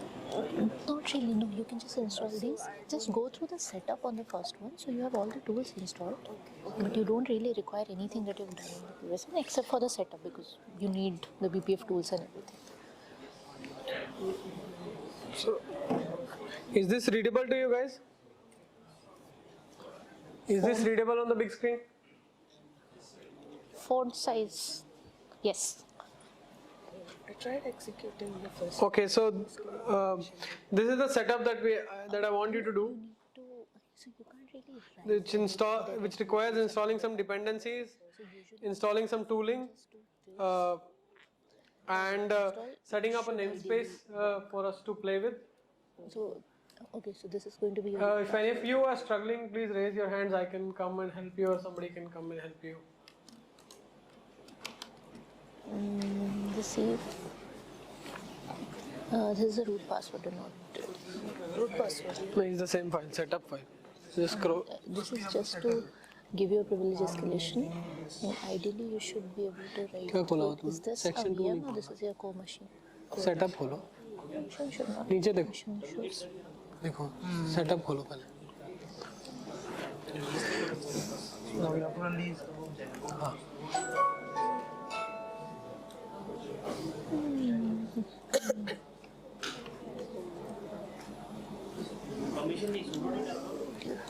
Mission. I wanted to talk to you about that. You were able to run using these the things eBPF without program to, any issues. Huh? route requests from one pod to the Not other. made any How will it changes work since? for multiple nodes? When Did you install all the things So from this that is option? basically a single From node use lecture two? case. So if I'm transferring back, so what I showed on the slides and the numbers was a single node use case. That is something we had implemented for pods that are on the same host but are communicating between each other. And the reason for implementing that was basically in 5G workloads. So you have a lot of these different Ideally, you functions should like require RAN, it should work without access sudo. control, and UPF. There are many of these network functions that run on the same host. So you have one host which is very huge capacity in terms of CPU and memory. You run all You have pseudo the permissions. pods directly on top of them, and then you require high throughput. So if you are running 5G as containers, this multiple copies will incur you a huge loss. So that one particular use case was a POC that was shown to accelerate data transfer between RAN and UPF. So same pods on the same node. So you are running UPF inside pod also? Inside the pod? UPF by default runs with DPDK. We were running it without DPDK. Without DPD. Without DPDK. So DPDK alternative is something that I showed, which is AFXDP. So you are using something like SRIB plus AFXDP or directly AFXDP? We were using SRIB plus AFXDP. so that Can you was please for open the setup specifically for the data document plane or once? the control plane also. Like you were Control plane. Control plane and the digital plane both. So we were basically passing the control plane instructions of the program through. I believe we had some, just some basic control plane maps we had. That's what you were using. For multi-node use case, an extension of that would be to take the packet from that socket, transfer it to a different NIC, redirect to a NIC that is going outside to a different node. But you need to maintain that whole state of which pod belongs to this node, which socket is on this, which node. So essentially that state is something you need to maintain globally across the CNI. Yeah. So like were you able to get the performance if we put everything in a single namespace that we are But for that one, match the performance that I we are checked with getting by others, keeping it's all the working network for functions most of in a them. single Otherwise, they're namespace just instead doing of the putting them in a different namespace. Sure. In a single switching into namespace, the you will root get the benefit of a Seems single like the loopback, root's also not working. and that is similar. So this socket redirection is similar to loopback. I have not measured one loopback performance versus socket, but in theory it should be similar. Don't add the root So in password. loopback also you are Your traversing the network stack, personal, like the traversing current it back. account password. Yes. Right. But it is the same host. So I tried in a same host. I tried like using hyper in the Maybe just loopback change and the inside password if in you have different something namespaces. to sudo. The difference was not much high. Really. Yeah, like it was like 31 GB per second in the same host. Yeah, And if the- I'm using add something across simple, multiple just so namespaces, you it are was around aware. 28 Gbps. That sounds low. Yeah. Security issues. Maybe the reason could be that iPerf is single threaded. That could Okay, be yeah, the- you have to do it maybe, I twice. don't know. Sure. I mean, you can in theory increase the loopback performance by using multiple threads. Yeah. Yeah, And now, another thing I now wanted try to doing the ask, like, switch. The switch using is like SU. FXV plus SRIB and using DPDK. So like what is the difference of performance that? DPDK I think is always faster than them Maybe so. because DPDK has direct access to the network card. AFXDP and all try to reach to the same level by giving the same level of programmability. So the benefit that you get with AFXDP or something like this is kernel routing and kernel routing tables and all the kernel infrastructure is still available. Anyway, you have to switch to In DPDK you what don't to have that everything. So benefit. I think we're good. If you want, Like, you can are exit you from using here any like and then user continue level thing this like for example installation. CNDP there is there, right? that Intel CDP, or you are using your custom FXDP program for that 5G? No, it was just a simple program that we were running. We did not run FXDP for 5G. We ran only the socket acceleration. It was a raw socket acceleration that was done through the pod. Okay. तो pod कुछ भी करे, हम बस socket से उठा के copy मार देंगे. हमने डिसाइड किया कि ये pod इससे बात कर रहा है, तो हमने उठा के उसको फॉरवर्ड कर दिया. वो ऐसे किया था. कब का बात बोल रहे हो? मतलब ये कॉम्सनेट्स में हमने पेपर लिखा था, उसमें रेफरेंस में है. कौन सा नाम है? On Were you guys eBPF able to set extensions to everything Kubernetes CNI ऐसा. according to setup Okay, I will see. for lecture 2? वो बहुत सिंपल था वो exam. Nobody's having any By the issues. way, it's not that complicated. But use case 5G वाला. Full fledged 5G क्या मतलब? No, we didn't. I don't think it was ran on full fledged. At least the numbers were ran on full fledged 5G UPF. It was designed for 5G UPS. Eventually हमने उस पे POC उसी पे किया था. But ये जो paper में नंबर थे ये टेस्ट एनवायरनमेंट के नंबर थे.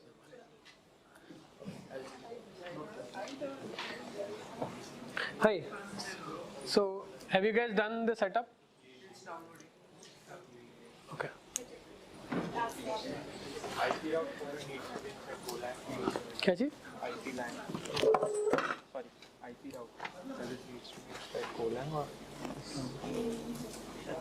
this cloning नहीं. It's no different than Golang. It can be anywhere. anywhere inside temp only? Anywhere.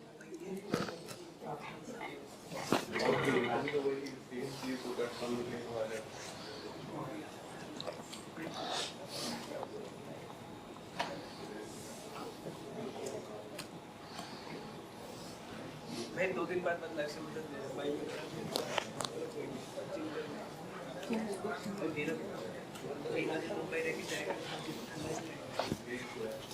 All done? I'm installing the permission is being denied to. Then you have to sudo. I did it sudo. No. What did you do sudo? Export command not found. The export नहीं चल रहा है. Sudo अगर sudo करना है तो ऐसे करो sudo su. अब जो कमांड रन करनी है करो. अब सारी कमांड रन कर लो. सब चल जाएगा. का जो टैंक वाला फोल्डर था वो बना, फिर उसके बाद कोई फर्क नहीं पड़ता, कहीं भी रन कर लो. डजंट मैटर, वो फोल्डर हमें चाहिए नहीं. वैसे तुम्हारा 404 एरर आ रहा है. हाँ, तो तुम्हारा गो वर्जन डिफाइन नहीं है सही से. ये डाला तुमने भी एक्सपोर्ट सही से नहीं डाला होगा. सूडो एक्सपोर्ट डाला ना. सूडो एक्सपोर्ट कुछ नहीं होता. एक्सपोर्ट एक शेल कमांड होती है, वो सूडो के साथ नहीं चलती. एक्सपोर्ट डाला वो तो नहीं चला, फिर उसके बाद एक्सपोर्ट कन्वर्जन किया वर्जन, फिर उसके बाद वही मैं डायरेक्टरी बनाया, पुश किया, फिर उसके बाद वही नॉट फाउंड. रुको, सूडो तो किया तुमने? अभी किया सूडो से. अभी करो एक बार एक्सपोर्ट. अभी करो एक्सपोर्ट और उसके बाद कॉपी पेस्ट करो उसको. एक एक करके करो, एक एक लाइन.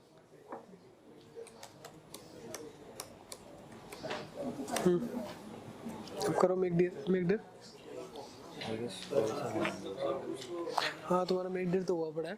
हाँ, अब डब्ल्यू गेट करो.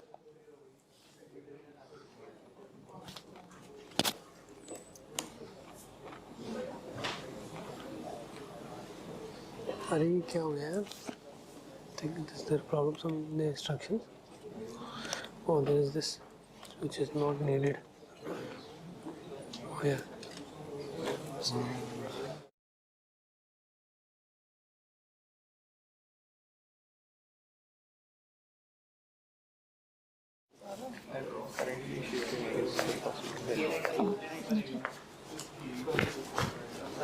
If you want, you can just copy paste stuff. And for this one, there's a chance that you might require to switch to the root to a switch user, and then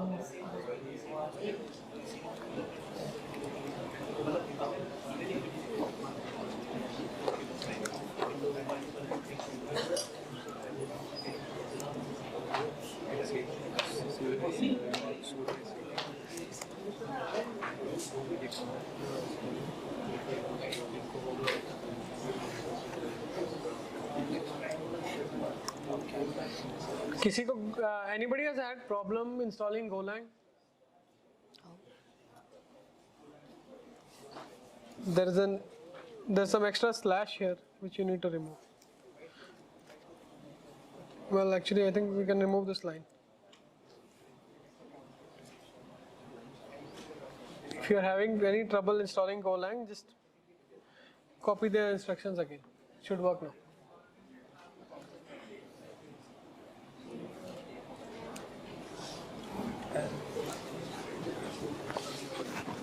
And I hope the screen is visible to you guys.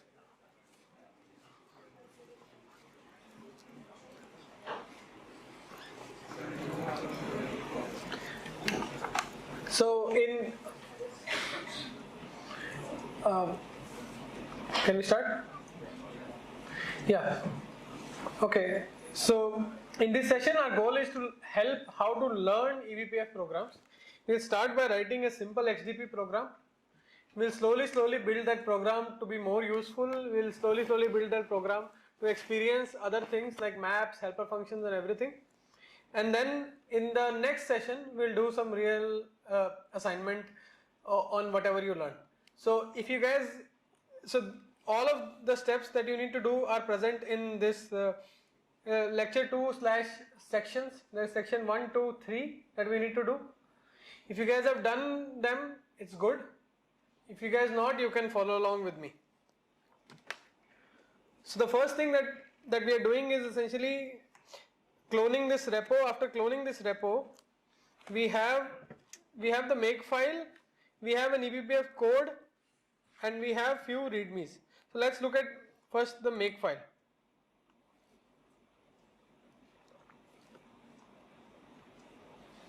So the make file basically is, so here in the make file we are just compiling one simple program.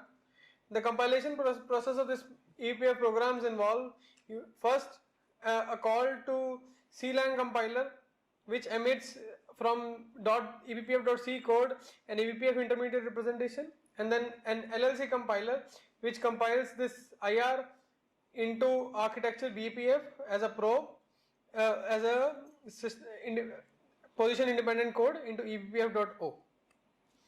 The file in question that we are compiling is this, which is a very simple eBPF program in the sense that, remember what did I tell you guys, that what were the XDP allowed actions? Can somebody tell me which actions were there?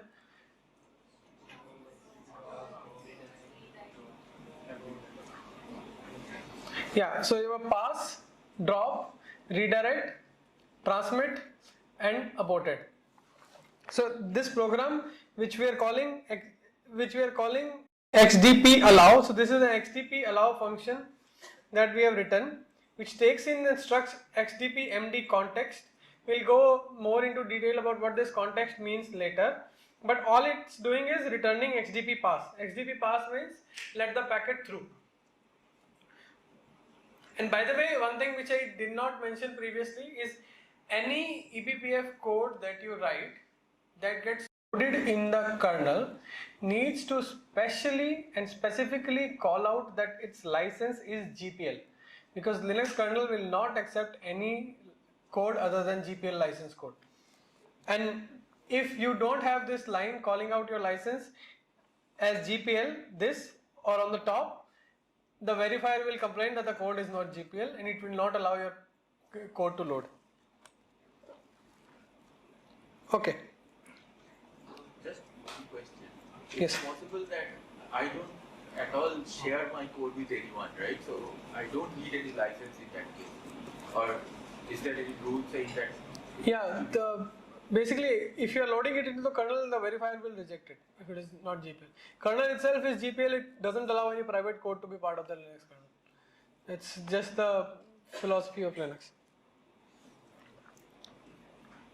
So we have seen makefile, we have seen how the compilation is done. Now let's compile the code. So everybody has, can everybody just tell me if they are in the same directory? Same directory, can you run some commands with me, whatever I am executing? So let's do make. Are you able to run? Just repeat if you are able to run. Just nod your heads if it works after something, so that I know you are able to run. So when I'm compiling, let's see the file that is being generated. So we can disassemble this file using LLVM object dump, which is a LLVM disassembler. So I'm just going to copy the command and let's run this. And what do I see? So the disassembly of the function that I compiled, which is xdp pass, the section is xdp pass as I added, the function is xdp allow, and all it has is two instructions. One is load register in the register W02 and call exit, which is 2 is the code for xdp pass. So all it is saying, and W0 is the register which represents the return value, so all it is saying is return xdp pass. Simple. Let me show you something that looks a bit more complicated. If I just remove this section from here and do the disassembly of the whole file, notice how big this file is. Notice what all goes into the eBPF program. All of this is extra debug code and extra boilerplate BTF code and other information, even the license that is output by the compiler when we compile. It's okay. Is this ELF format? This is not ELF, I think. You can check. I'm not.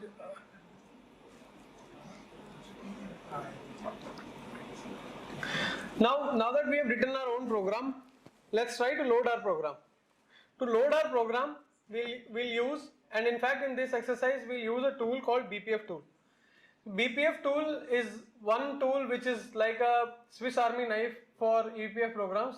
You can load program, delete program, attach program, access maps, load maps, edit maps, and do anything. So let's run this command to load our eBPF program.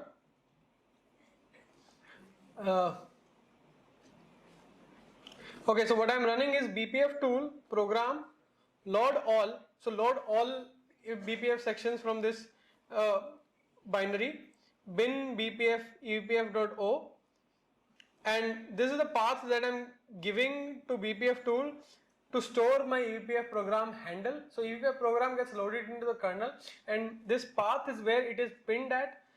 I can see the path will be present in the file system after the program is loaded. Type is xdp, -d is debug info. Okay, so it's saying that program already exists. Let me just clean that up.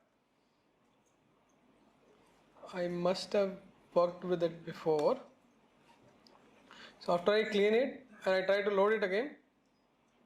Yes, so the program is loaded.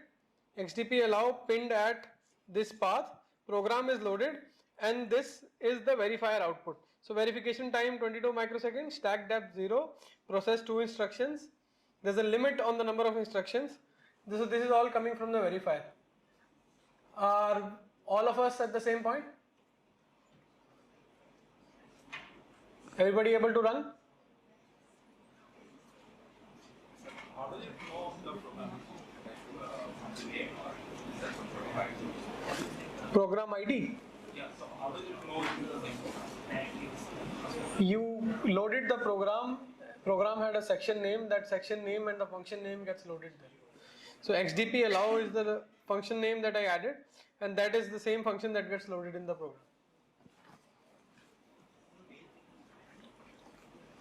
Sure. So works for everyone?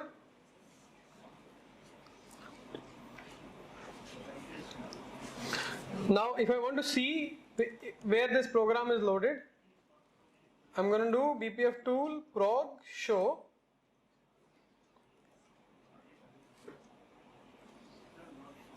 And here at the very end, see, this is the XDP allow program that I have loaded. So the output of BPF tool shows that this is the ID, this is the program ID, and I can access this program with this ID. It is an XDP program, its name is XDP allow. there's some tag, there's a license information here. When it was loaded, how much memory it is using, and its BTF ID and the JIT instructions. So now the next thing that I'm going to do is attach this program to a network interface and see how the program behaves. So you guys have, all of you have at this point have created the namespaces that were present in the setup. Please confirm with a thumbs up if you see IP netns. Type IP netns, and if you see PNS1, have you executed? Please confirm. So what did we set up when we set up those IP namespaces? When we,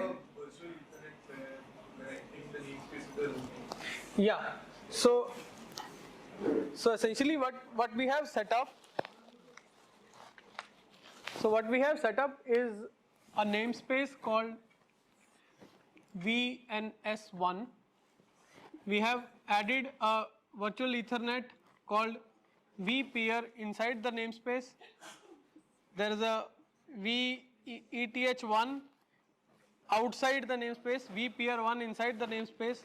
We have given this one the IP 168.100.1, and we have given this one the IP 192.168.100.2, and this is all happening inside our host. Now whatever eBPF program we are loading, we will load it on the VETH interface. So if there is a traffic coming from the pod, the pod will send the traffic to vPeer1, which will forward it to VETH1, and if our eBPF program allows it to go through, it will go, otherwise it will block. That is on the egress path of the pod or ingress path of VETH. Similarly, the reverse path. Now let's see, let's load our simple XTP pass program on the VETH interface.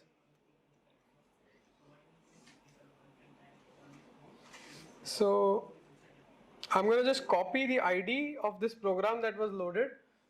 So this ID will be different for you guys. For me it is a big number because I have many other programs loaded in my system. If you have loaded less number of programs, the ID will be different. Just copy the ID and type BPF tool net attach XDP ID, the ID dev VETH1, and then when I do IP A to see where my VETH is, so this is my VETH, and you can see XDP/ID 129432 attached.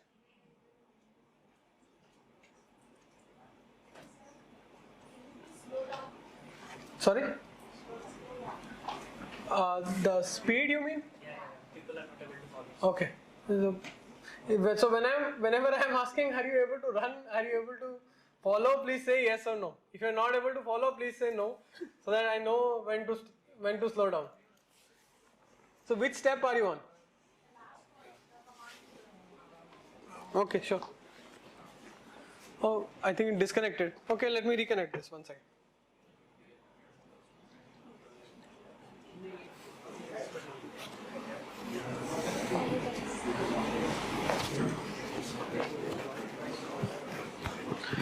Okay guys, so I'm assuming everybody is able to load your first eBPF program. First eBPF hook point, you guys are able to load? Thumbs up please. Yeah, okay. Let's move forward.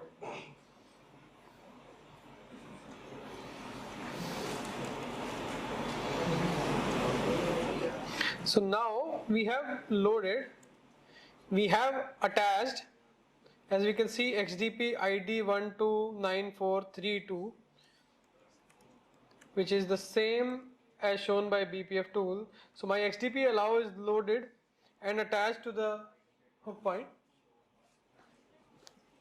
Font is still smaller or something. It's fine, they're running their own commands. मुझे दिख नहीं रहा था बिल्कुल. दिख रहा है उनको? हाँ उनको दिख रहा है, वो देख भी नहीं रहे, वो जस्ट फॉलो कर रहे हैं. पीछे नहीं दिख रहा, आगे ठीक है. वो बड़ा कर देता. बड़ा. और मे बी वो जब विंडो साइज छोटी हो रही तो नहीं दिख रहा. शचिक, शचिक, ठीक है.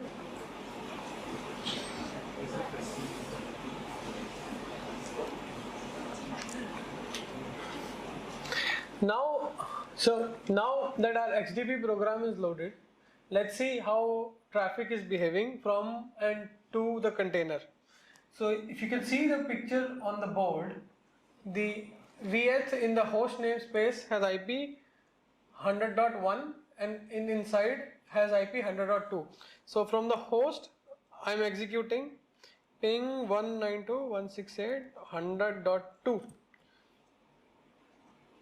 This is ping going towards the pod, and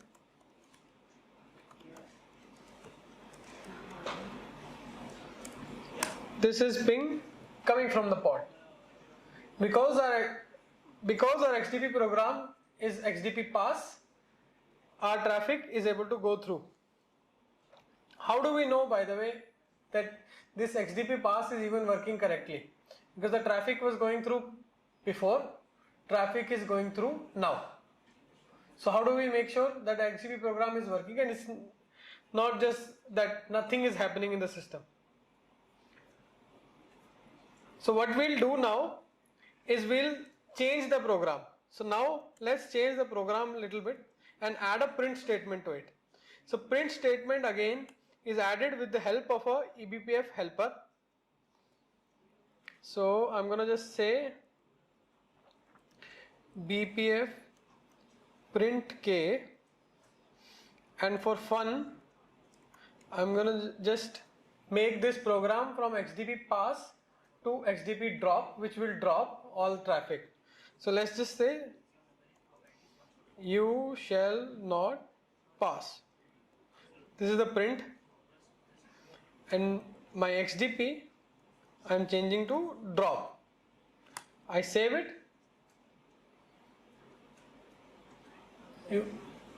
I compile it.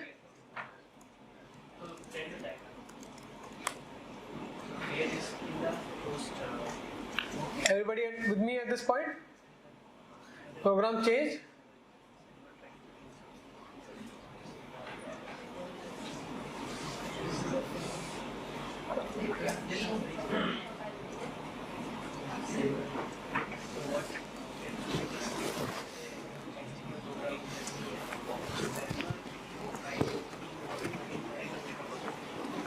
क्या हुआ?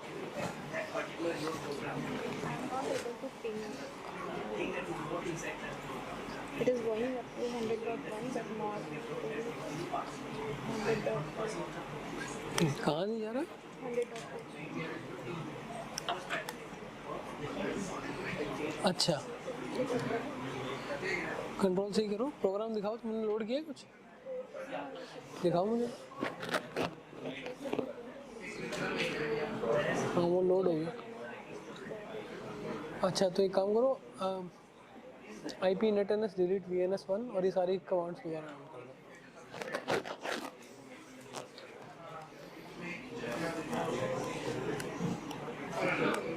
हो गया. अब एक स्क्रिप्ट बनाओ, उसके अंदर सब कॉपी करो. हाँ जैसे एक स्क्रिप्ट में कॉपी करो, सारा एक साथ रन करो.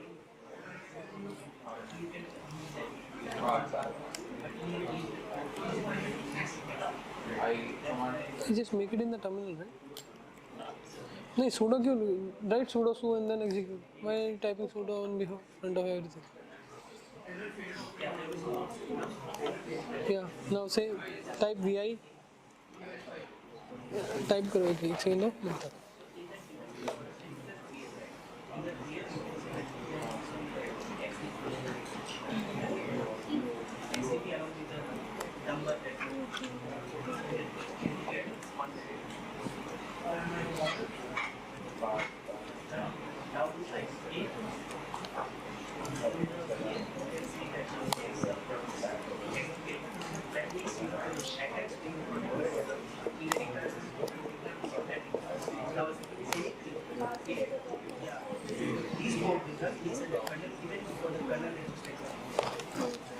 प्रोग्राम दोबारा प्रोग्राम को ड्रॉप में चेंज करो, कंपाइल करो और अटैच करो.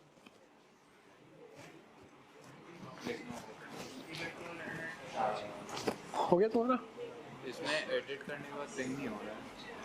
हाँ नहीं होगा. क्या किया था हमने एडिट में? पास किया. अच्छा ड्रॉप कर दिया. ड्रॉप कर दिया तो कैसे पिंग होएगा? पिंग हो रहा होता तो गलत चल रहा होता ना.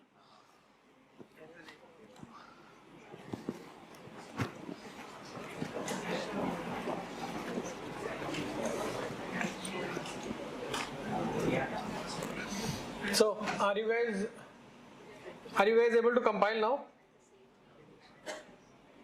Compile the modified program. Now if I just detach this program, let's say this is the command BPF tool net detach XDP device vth1 is the command that I am running to detach the XDP hook that I previously attached. Again verify that yes, the XDP hook has gone away. Now I'm just going to clean the file again because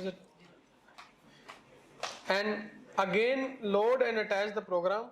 So let's loaded,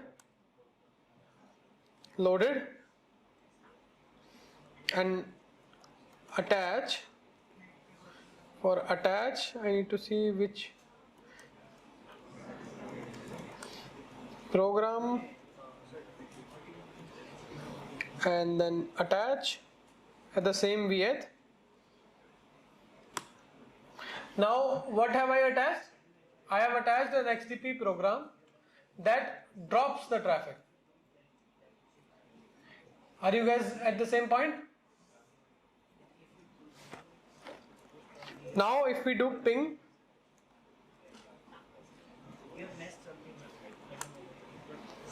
ping is not going through. Why? Because our program is now dropping the traffic. But when our program is dropping the traffic, it is also supposed to print something. Now where do we see that file? Where is it printing? So by the way, what was the name of the function that we called? The helper function. We called BPF print k. So if you search information about the helper BPF print k, it actually prints output to Linux systems trace pipe. Trace pipe is a pipe that Linux system provides to output trace messages. So, and if I go and I just do a cat on the trace pipe,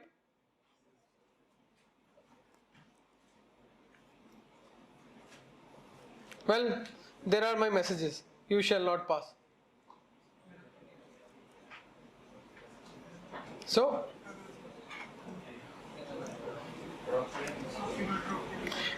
I'm going to just do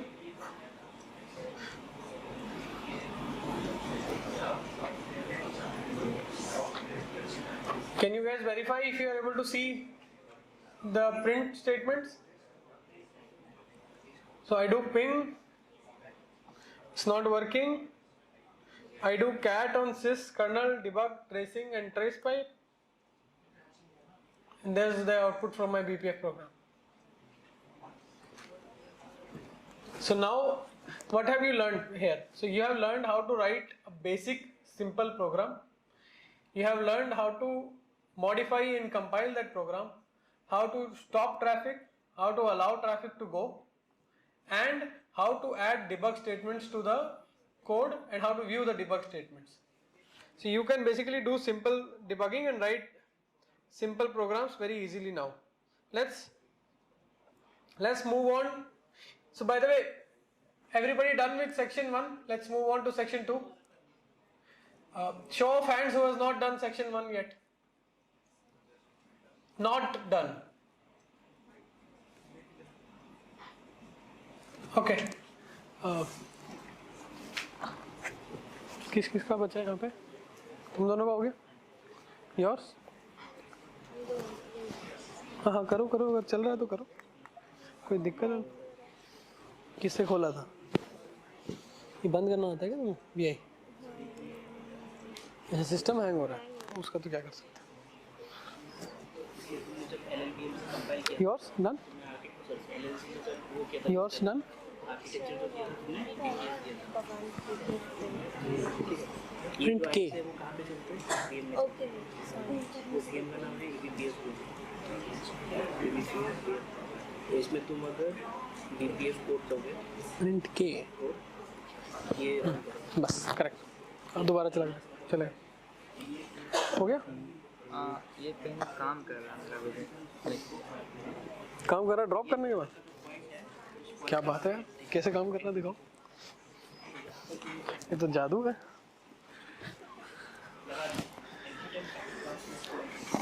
programme दिखाओ मुझे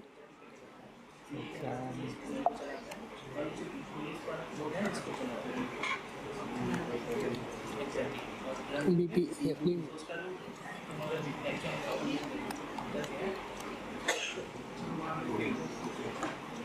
cat कहीं भी नहीं मतलब there are some predefined अगर Linux का colonel पे dot see that is keep क्या लिखा है हमने ऊपर क्या लिखा है नॉट पास ये तो गलत गैंडाल्फ हो गया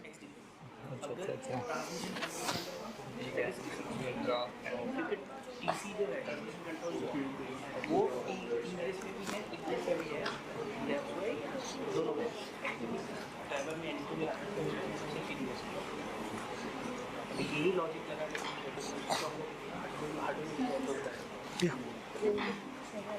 file exists even after detaching and make clean also. हाँ तो बीच में एक रिमूव की कमांड है जो आपने रन नहीं की अच्छा क्योंकि हमने इसको कॉपी करना इसको कॉपी करके RM करो RF माइनस RF कर दो वहाँ पे हमने पिन किया था ना एक लोकेशन हाँ बस ठीक है and just paste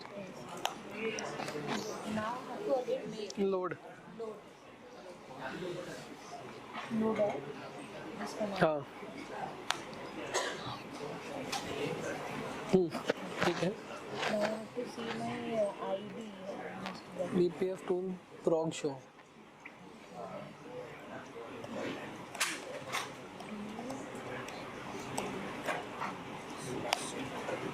this 428 yeah you guys have done section 1 section 2 yeah if you can go ahead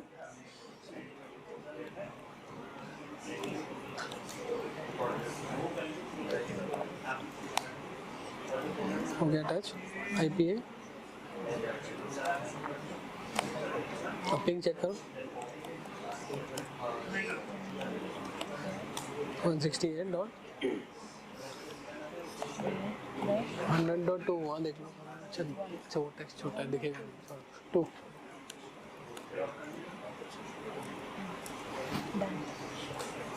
done अब वो मैसेजेस देखो कहाँ पे आते हैं कैट /sys fs वो पाथ कॉपी कर लो इससे नहीं वो जो नहीं ये नहीं ऊपर जाओ ये नहीं है वहाँ से कॉपी कर लो पेज से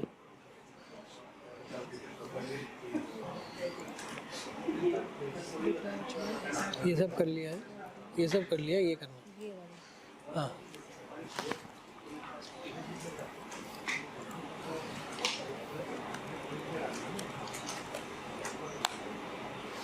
हो गया ठीक है प्रिंट हो रहा है सही है पता लग गया कहाँ प्रिंट होता है प्रोग्राम कैसे लिखते हैं कंपाइल कैसे करते हैं अटैच कैसे करते हैं डिटैच कैसे करते हैं मॉडिफाई कैसे करते हैं अलाउ कैसे करते हैं ड्रॉप कैसे करते हैं और डिबग कैसे करते हैं this is what we have learn okay everybody done with section 1 okay let's start with section 2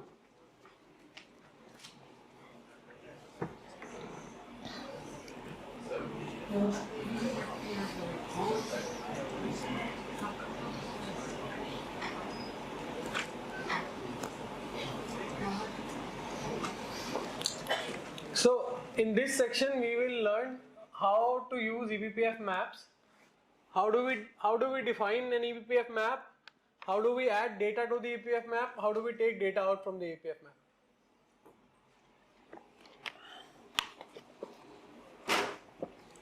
So in that simple enough code that we have, let's open that code. This is the code. I'm going to change these messages. I'm going to do HTTP pass because blog traffic is not fun. I'm going to say you shall pass, and at the same time let me add definition of this map to my simple BPF program.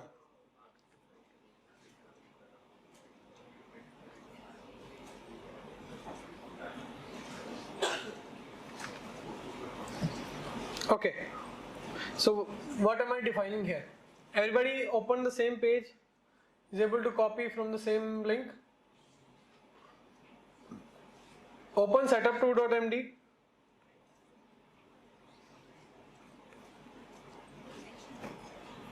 Section 2. Section 2.md.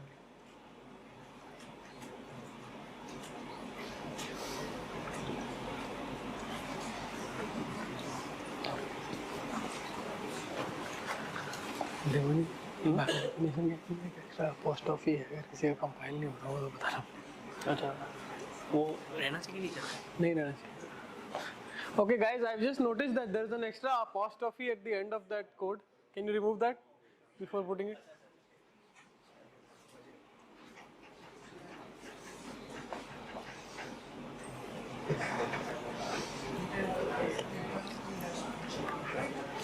Okay, if you have added, let's see what this map is.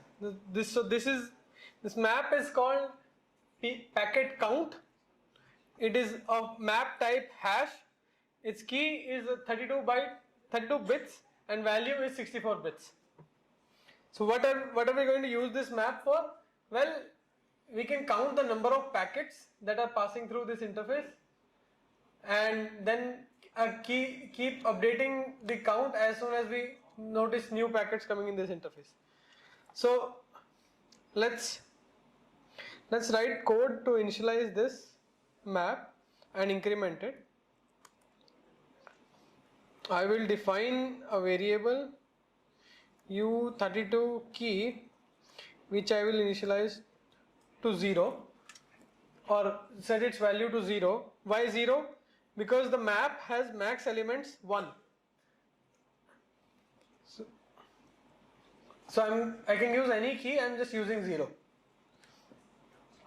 I will define a u64 value which represents count of the packet, but before updating the count of the packet I need to get the count of the packet that is present in the map. So I count the number of packets that I have seen, I increment 1 and I save again.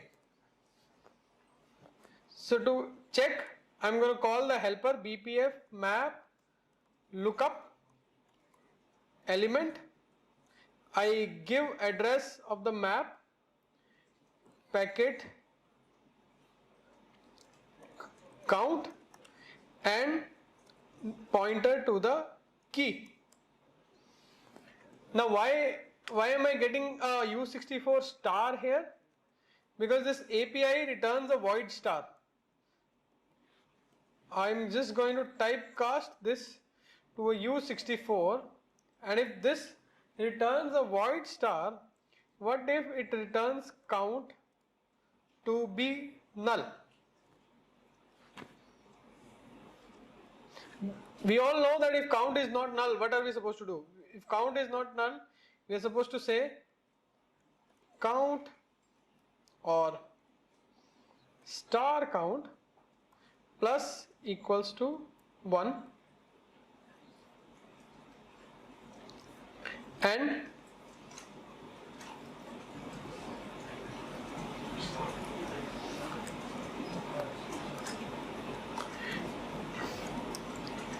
eBPF map update lm packet count key count and 0 for the flags. So here I am adding 1 to the count and updating.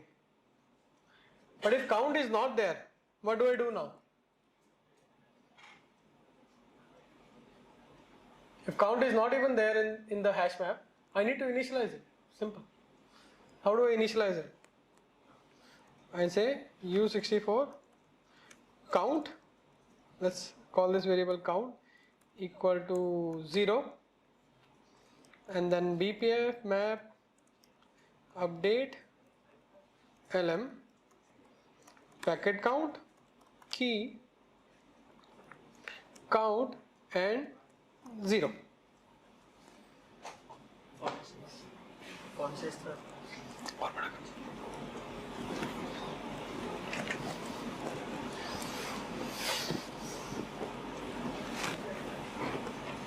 Does this code look correct? Should we test it?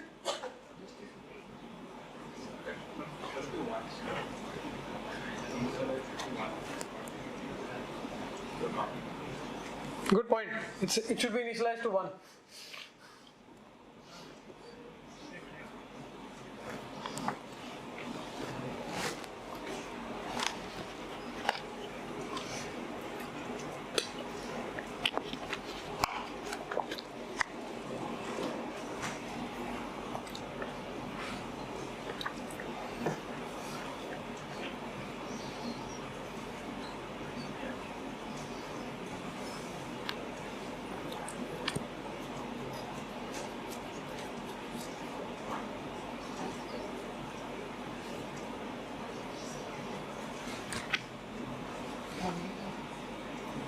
Everybody with me?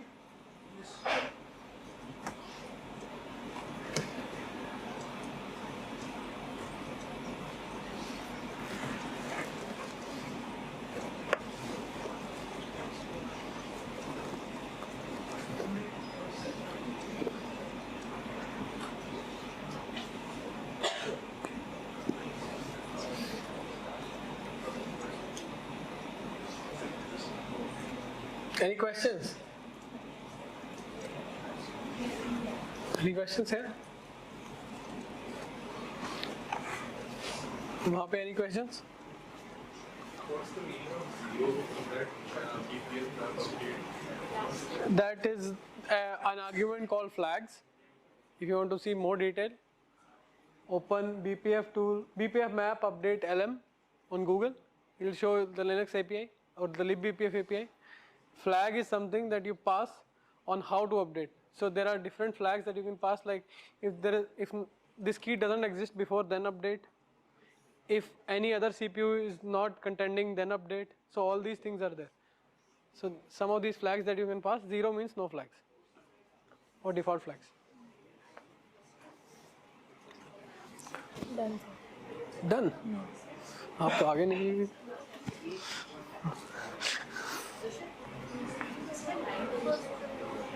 हाँ कर देता हूँ.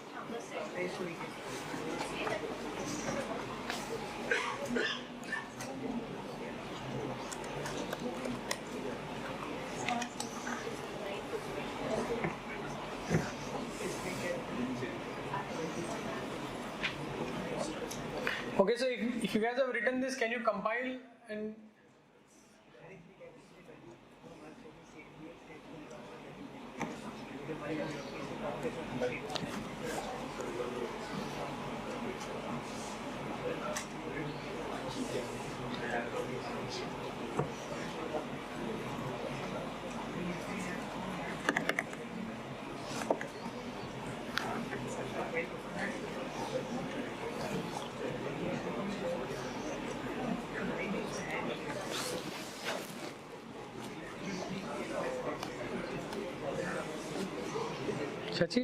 Shachi help कर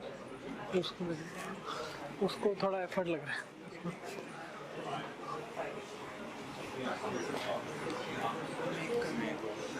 हो गया तुम्हारा? Make के बाद अटैच करना. हाँ अटैच करो, देखो तुम्हारा मैप आ रहा है नहीं आ रहा.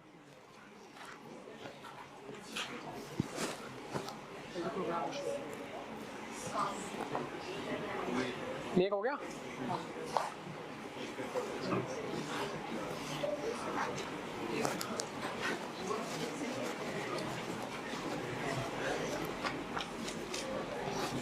Okay, so after updation, we compile or we compile again, and now we detach and attach again, or first load.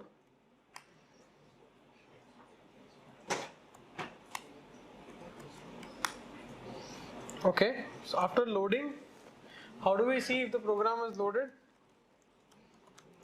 Prog show, yes, my program is loaded. Okay, good.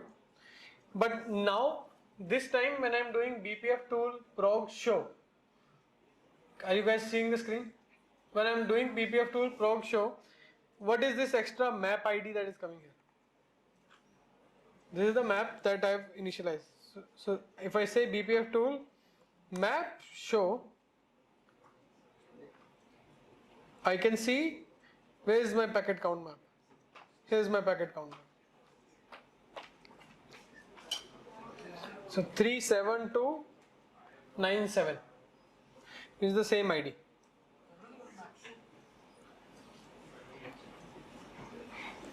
Okay, with me at this point?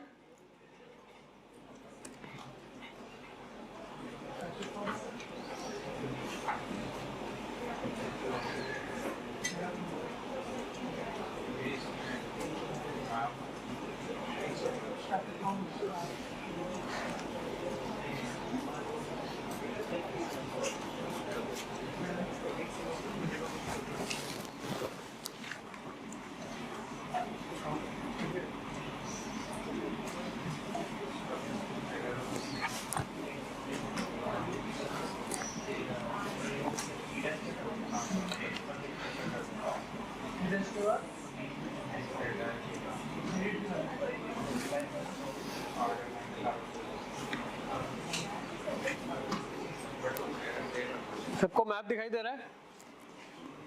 Program load हो गया? यहाँ पे program load हो गया सबका?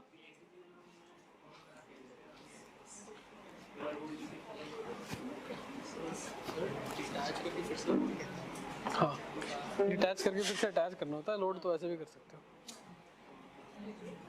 इस path remove कर सकते हो.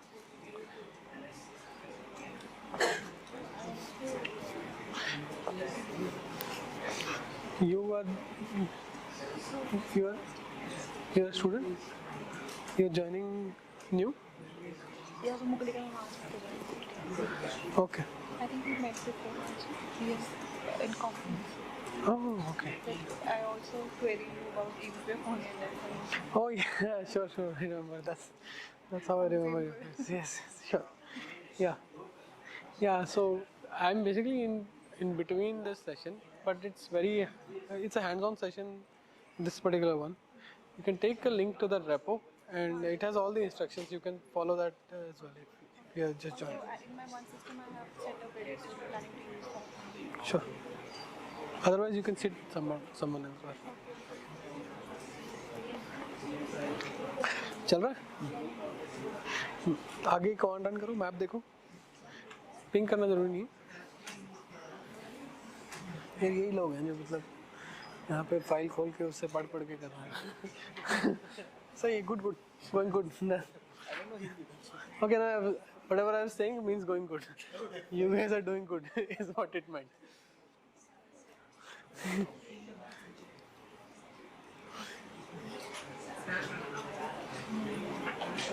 पैकेट काउंट आ गया? आ गया, करेक्ट. हैश है टाइप उसका. हाँ. मैक्स एंट्रीज कितनी है? 1. कितनी डाली थी हमने? सही.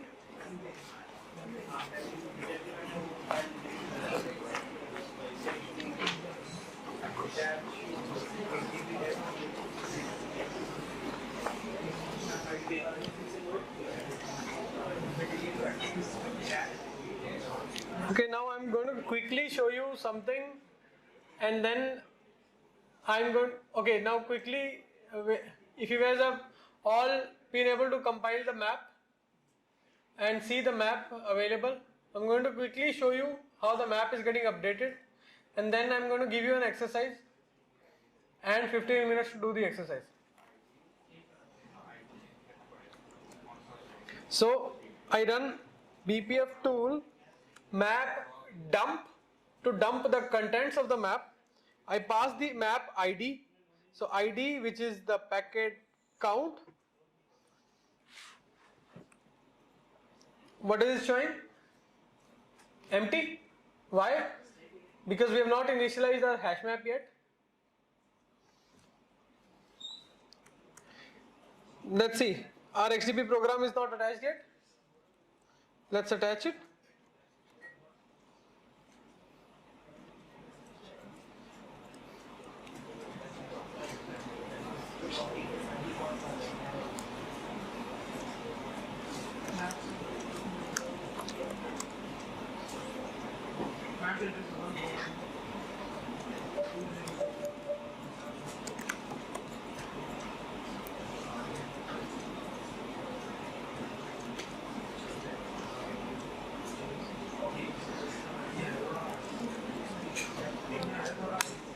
So we attached the XDP program now, and I'm going to send some traffic through my container. So if I send some traffic through my container, the traffic will flow through my eBPF program. The program is supposed to maintain a count of the number of packets, so it will update the map, and I should see some values coming in the map. So if I just do ping cross and then do dump on the same map, what do I see? 6 packets. So 6 packets are passed through since I have previously executed.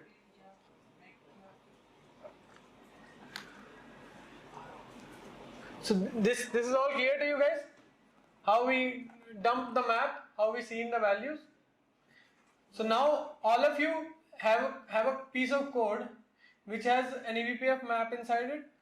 The map maintains a count of the number of packets. You know how to get value from the map. You know how to put value in the map. I am giving you next 15 minutes to modify that program and add logic which counts the number of bytes passing through that XDP code and maintain that as part of the map. Did you guys understand the problem? Anybody who did not understand?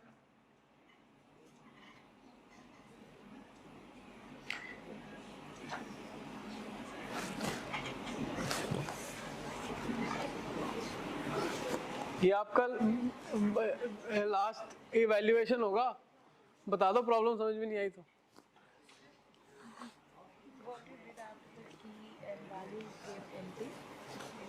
Ping कीजिए. ये या ping 192.168 है. हाँ. What is ping doing? Ping is sending some packets, and we are recording the number of packets.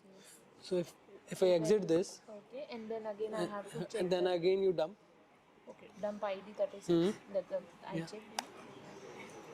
Okay, the last time we ran the packet is empty. Now it's like. Got it? Now can you extend the code to count number of bytes?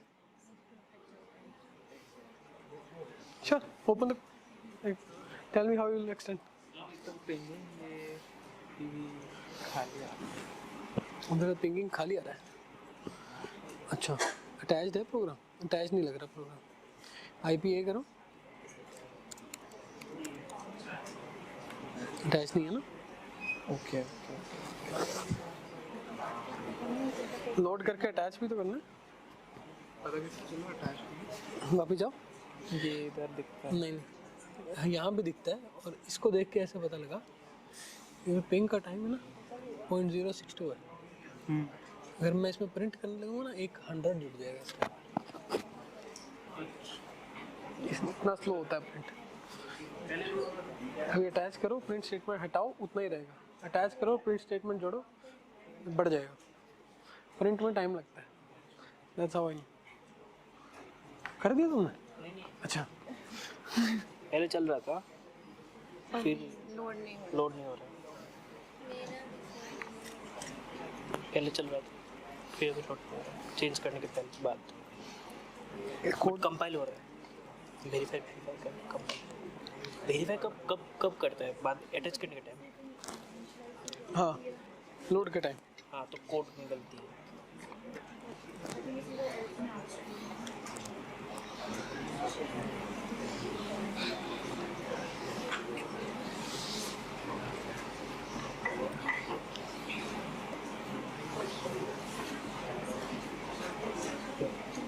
ये देखो ना, ये भी ये पे address डाला है, यहाँ पे एड्रेस नहीं डाला है। नहीं सही है, तो पॉइंटर ही तो ऐसे ही तो लिखा उसमें। नहीं, इस अच्छा ओके सही है, सही लिखा।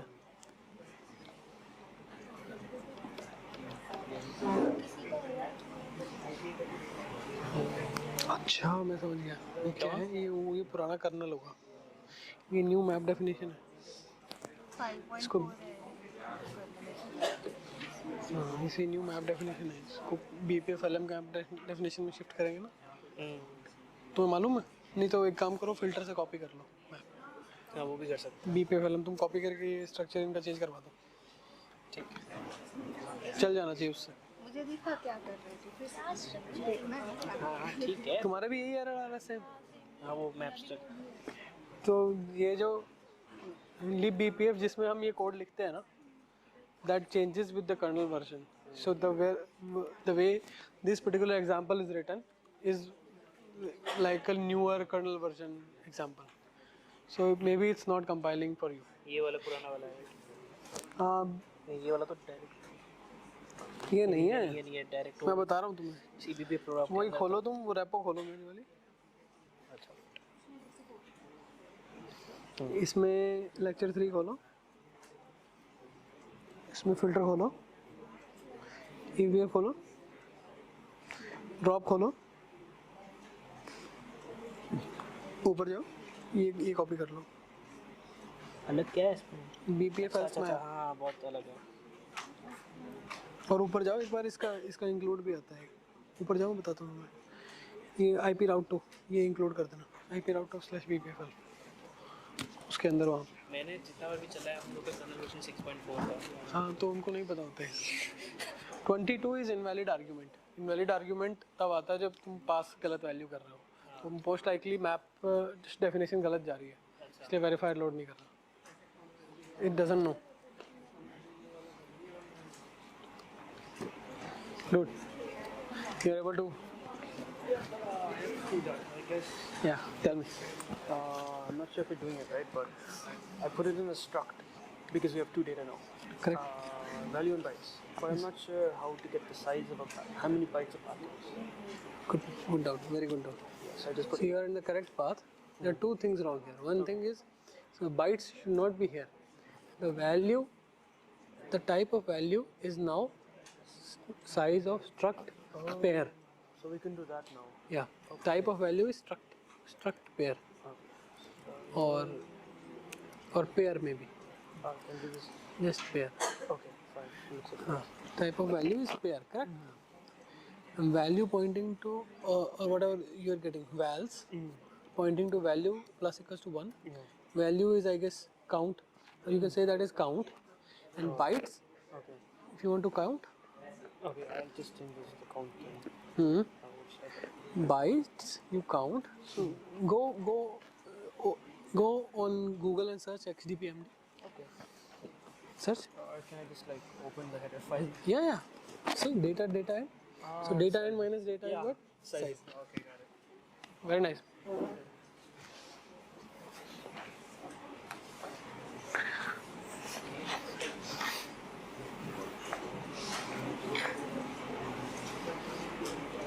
So anybody who has done the assignment? I know one person has done it here. Yeah.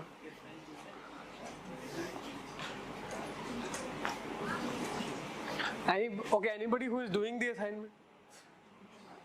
So if you are doing the assignment, tell me, how do you maintain the count of the packet and the number of bytes in the same map? Struct. Correct. You can use a structure. So define a structure which has two elements. One is a count, the other one is number of bytes, and change the map definition so that the type of value is now that structure. Okay, key is still the same, U32, value is now type of the structure. So if value is type of the structure, I can put anything I want in the structure and that will go into the map. First thing solved. Second thing, who is trying to figure out how to calculate the number of bytes a packet has? Or that question never came?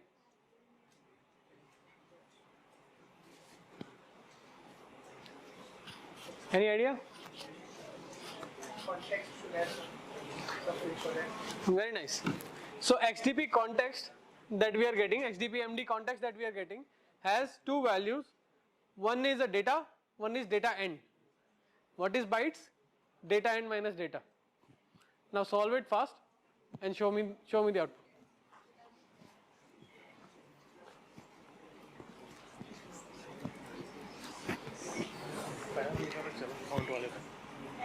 हाँ हाँ चला दिया सही है अब इसको बोला मुझे बताएगा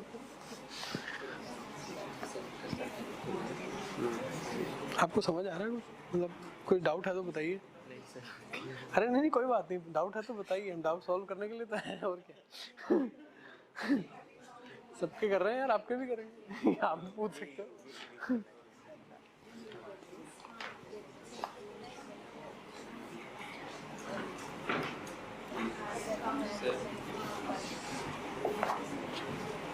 असाइनमेंट कर रहे हो हाँ बताओ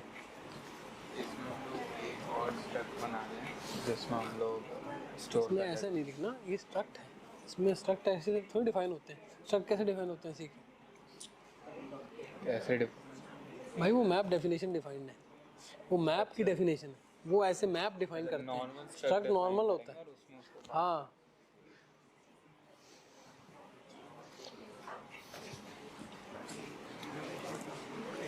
Okay, you guys have 5 minutes to complete.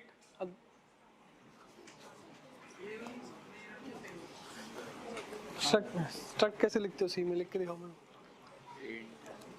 जो भी चाहिए हमें हाँ नंबर ऑफ बाइट्स struct यहाँ पे U64 count U64 bytes ऐसे लिखते हैं ऐसा लिखो यूज करो उसे तुम्हारा हो गया सर मेरा पिंग हो रहा है ना तो वो मैप में आ नहीं रहा है अच्छा मैंने पिंग किया फिर मैंने लाइव भी ये करो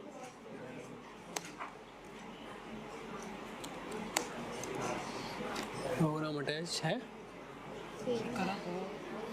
XDP ID 286 फ्रॉग शो करो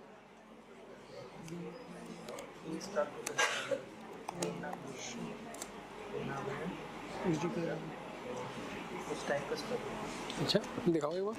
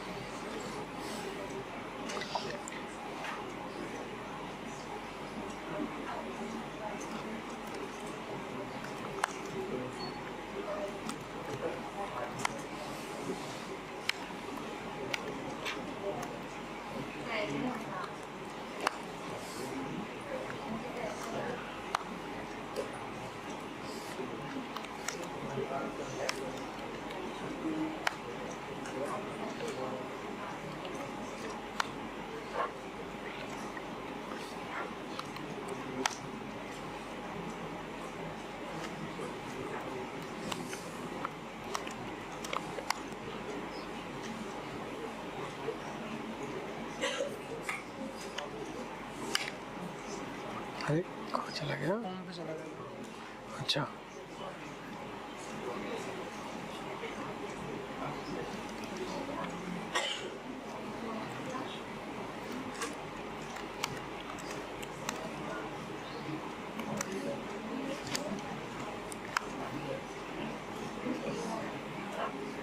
अच्छा मैप प्रोग्राम लिख दिया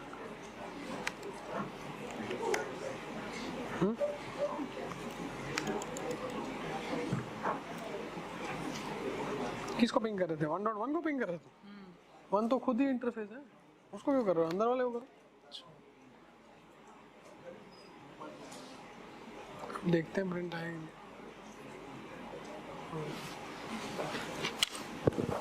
दो गलती करी थी मैंने। अच्छा, एक मैप आईडी भी गलत दी।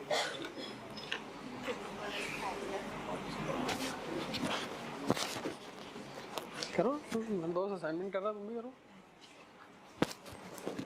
Done, show. Yes, Struct stats, correct? Very nice. Very nice. Very nice. But the thing is, when we do a map show, right? So it doesn't show this structure, right? Most likely it will not show. Have you compiled again and loaded?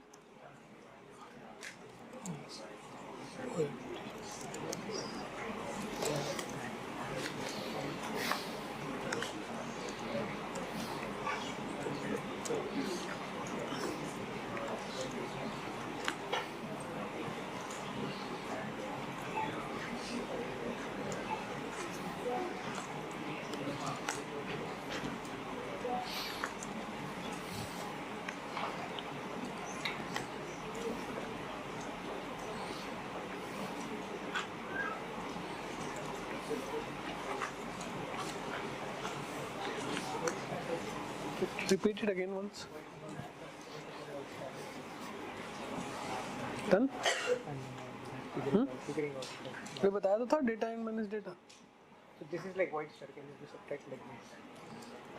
हाँ क्यों नहीं void you guys work with C pointer arithmetic एक pointer में से दूसरा pointer minus करो। So will this work like this structure and all like technique depending? नहीं ये मैप डेफिनेशन स्ट्रक्चर है। You should write it as standard C type of structure, normal C type of structure.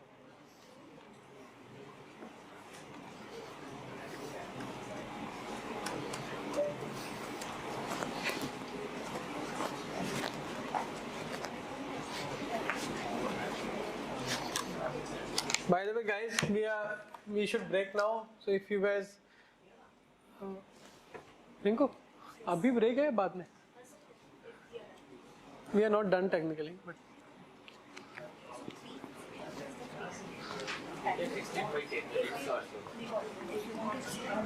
हमने तो basically अभी second session का काम भी complete नहीं हुआ, अभी तो थर्ड फोर्थ 2 सेशन का बाकी है। हमने तो बहुत ज़्यादा प्लान कर रखा था इनके लिए। ये सेकंड सेशन में कितना बाकी है? इसमें अभी एक और सेक्शन बाकी था जो कि आधा घंटा ले लेगा, तो फिर ब्रेक कर लेते हैं। तो फिर मैं इनको इसका सोल्यूशन दिखा देता हूँ और ब्रेक कर लेते हैं। हाँ ब्रेक कर लेते हैं। तुम्हें ना 2 दिन पड़ेगा वापस से अच्छे से पढ़ना जाएगा। I can come back tomorrow, मैं यही तो कल तो कुछ और स्केड्यूल है,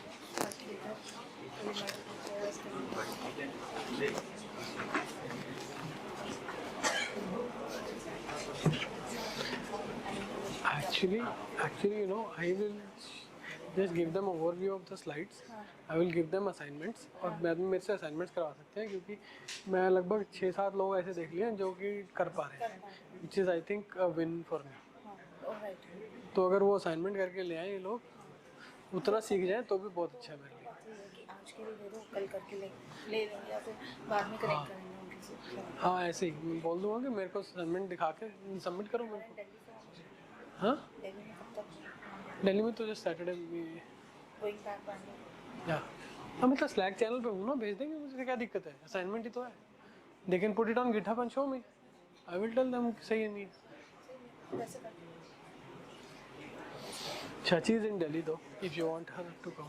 So maybe needed, we will have one session, and if you get it, this is a little bit, right? We can break, give a break, right? No, let me tell them a solution at least, for people who are struggling. Okay guys, so we are about to break. By the way, the solution for this is present in the same repo. So I'm just gonna open this and you guys can view this. You guys can view this code on Git as well. For those of you who are able to solve it, very nice. But for others, you need to define a structure which maintains count of the packet and bytes. You need to change the map so that the type of the value should be structure that you defined. And finally, you need to update the structure with the values of number of bytes which you can get through HDPMD context by doing data end minus data.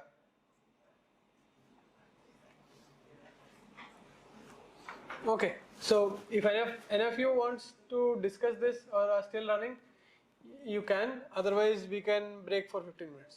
Sure.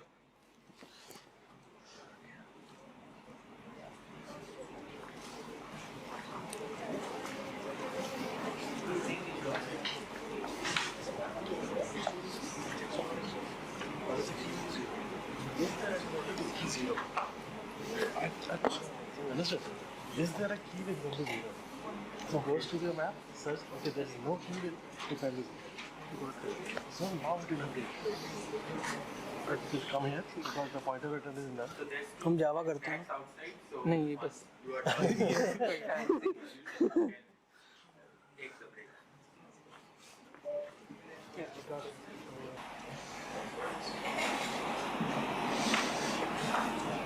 So the next thing that we are going to do is learn how to parse packets in XDP, because if we are implementing networking code in eBPF and XDP, what good is eBPF code if we don't even know how to parse packets? How do we parse packets?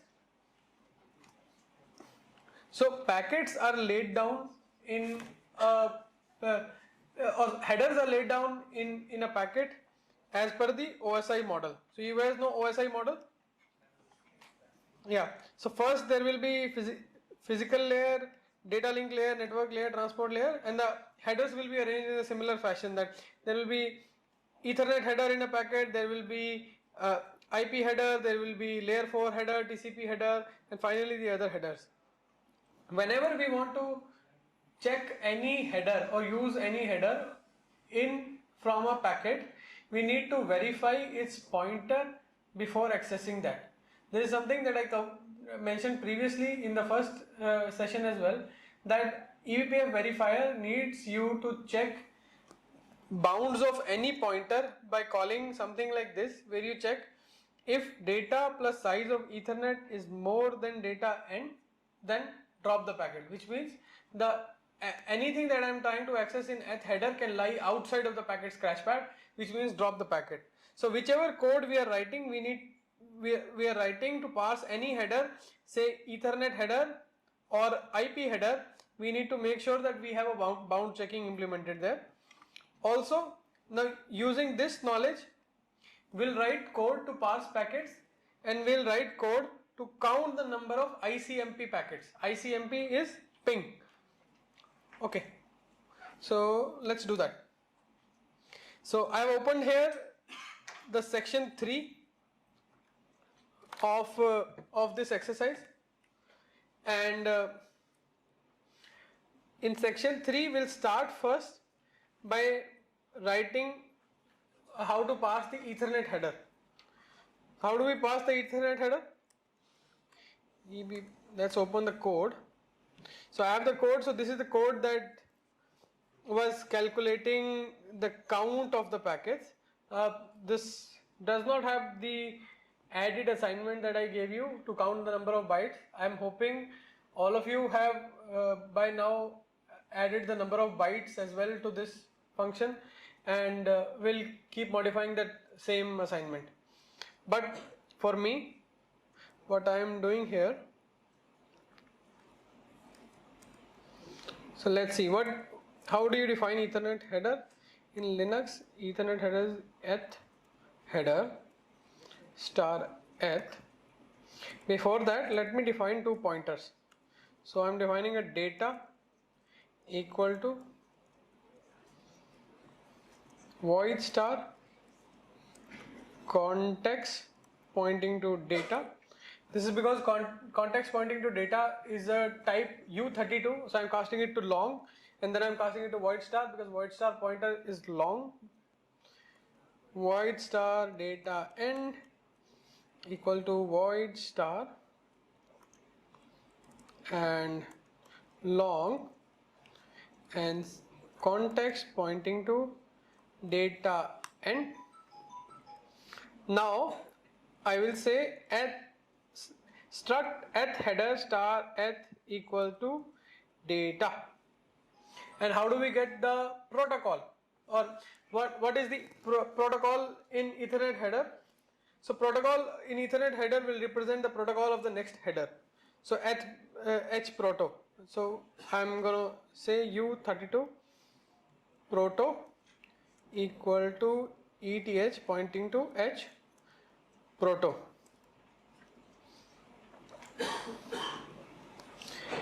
Okay, so is this code correct? Does this code look correct?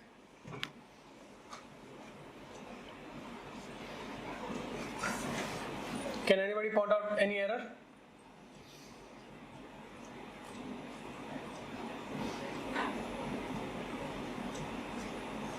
Yes, speak loudly if you're saying anything. No?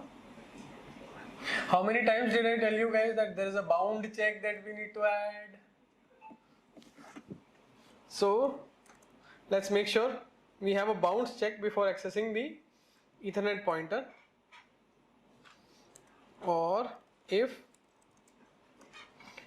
ETH plus 1 is greater than data end,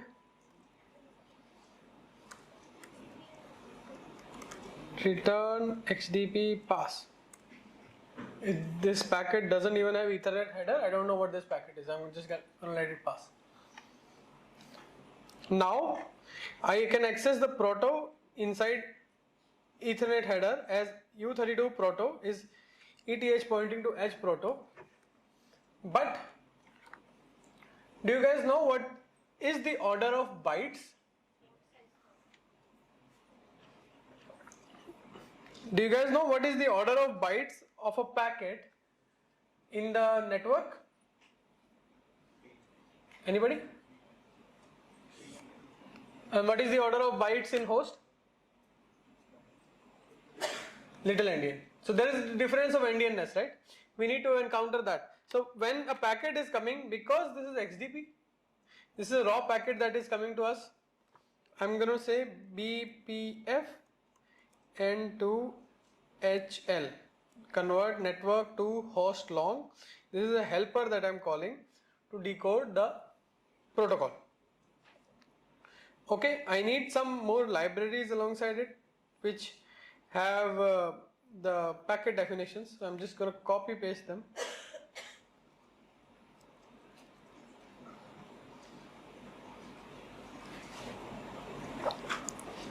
So we have the protocol, we have the libraries.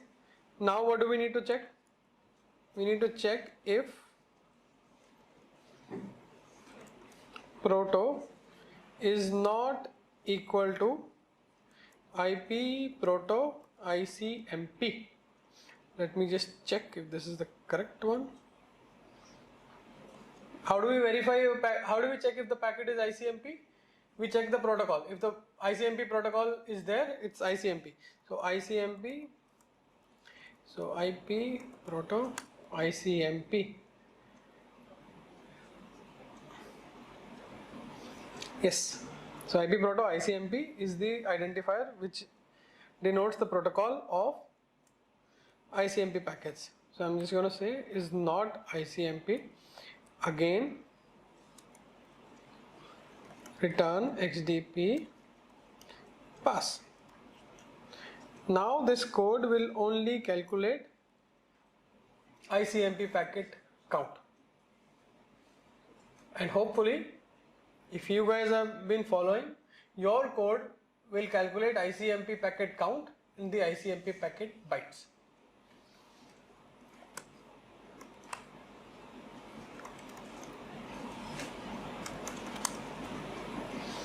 Okay, we need to, okay, there's some error, we need to define some things. Let me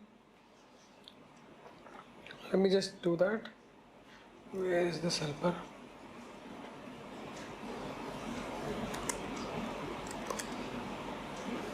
So I'm gonna take a cheat here and see where the helper is.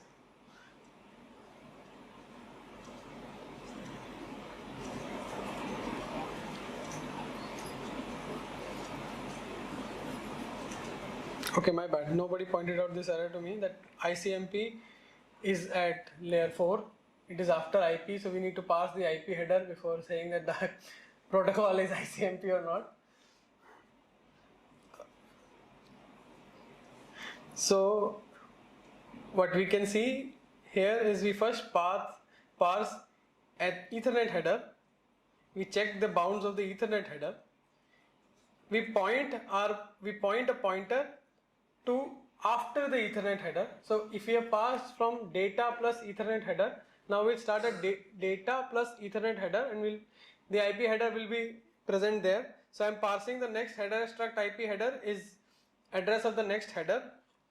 Then I'm checking the bounds of the IP header, and finally I'm checking if IP pointing to protocol is not IP proto ICMP, then I'll return. So this is clear? Is packet parsing clear? Any doubts? Guys, any doubts in parsing the packet headers? If you have any doubts, please ask now, because after this you have 2 assignments where you need to parse complicated packets, and you need to implement them and show them to us.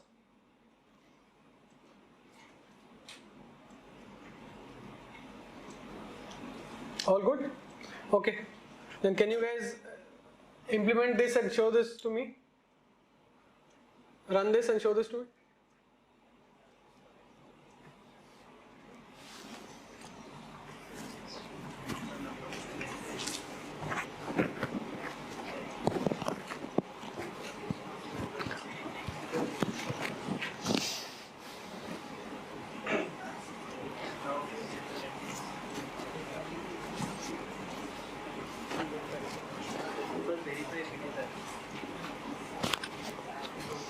भाई तुम लोग तो TS हो, तुम्हें बता दिया करो ICMP कहाँ होता है। अगला भी बोले हमें बोलने लगे फिर ये क्या बोले। मेरे भी दिमाग में नहीं है, मैंने क्या चल रहा है।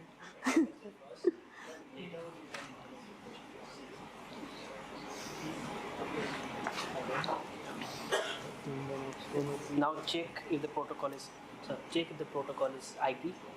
Now if the protocol is IP, then parse the IP. Yeah.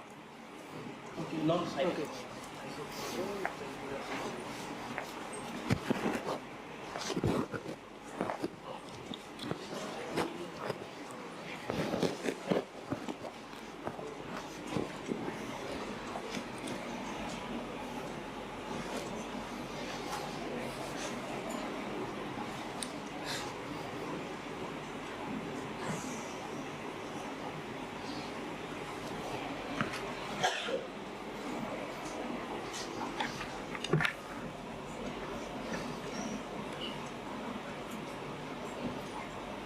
You guys don't have any doubts in how this is working?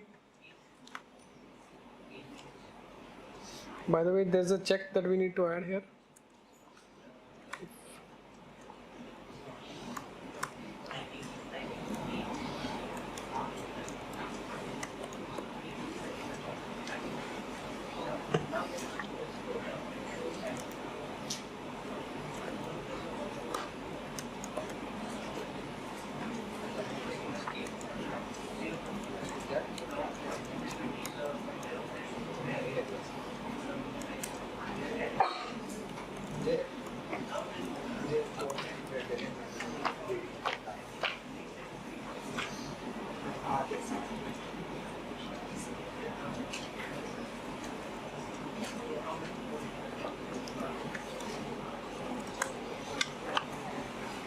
Do you guys know what ICMP is, by the way?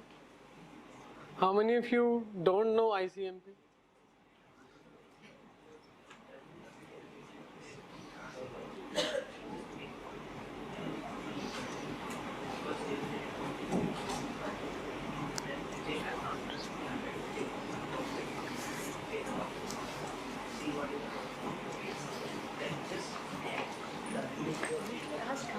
Them are even trying this. मतलब ये तो सामने जिनके मुंह पर हो रहा है वो तो कोड दिख रहा है.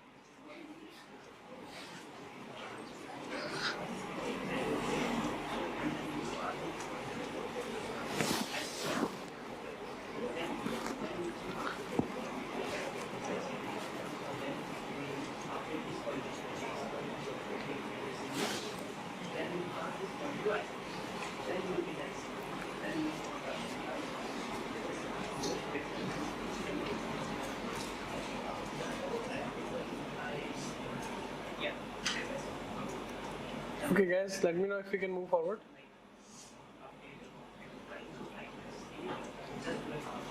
Any doubts?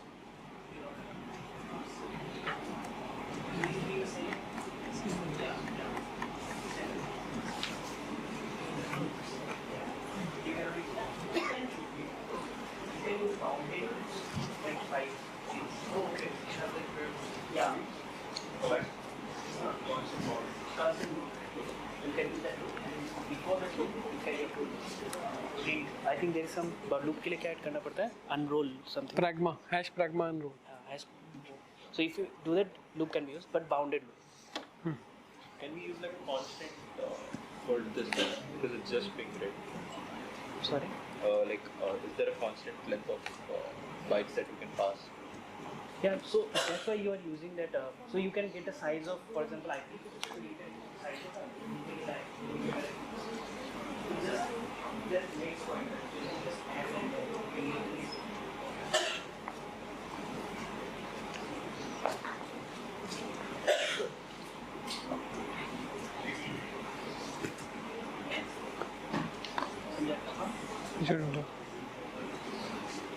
समझ में आया? सर इसका फोन थोड़ा बड़ा है. क्या समझ में आया बताओ, समझाओ मुझे. स्ट्रक्ट वगैरह तो आ गया इधर बना रहे हैं. हाँ, किससे बना रहे हैं हेडर? किससे बना रहे हैं हेडर? स्ट्रक्ट तो बना बनाया मिलता है. वो कहाँ पे पड़ा है इथरनेट हेडर? इसमें नेटवर्क वाली लेयर. नेटवर्क लेयर में नहीं होता. हमारे पास एक पैकेट आया, पैकेट के स्टार्ट में इथरनेट हेडर पड़ा है. पैकेट में हाँ. पहले हम इथरनेट हेडर पास कर रहे हैं, उसके बाद हम आईपी हेडर पास कर रहे हैं, उसके बाद हम चेक कर रहे हैं कि पैकेट आईसीएमपी है या नहीं.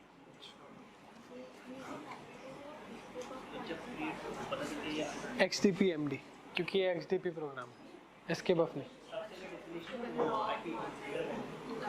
So when you give the pointer of this starting location, तो capture कर. हाँ, डेटा से डेटा एंड में जो रॉ पैकेट आता है वो पास हुआ. इवन एस्केप बफ में भी हम रॉ पैकेट एक्सेस कर सकते हैं. उसमें भी पैकेट, हाँ, उसमें भी. तूने जब देखा IP है तो तुम क्या करोगे, और एक पॉइंटर बनाओगे तो इस पोजीशन पे पॉइंट करेगा और उस पॉइंटर को IP का structure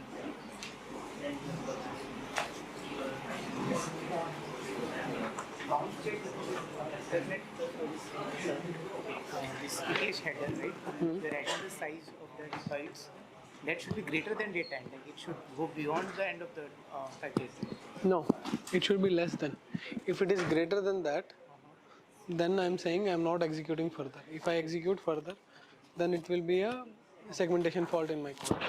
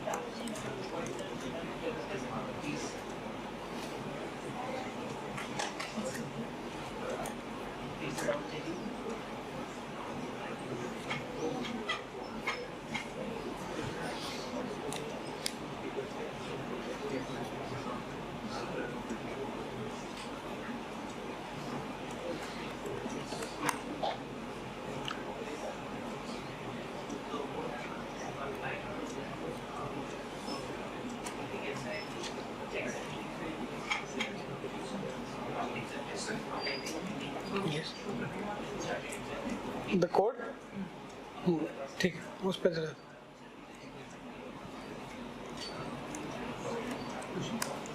I was trying to show you guys something. ठीक है, कोड दिखा देते हैं. कोड दिखाना ना.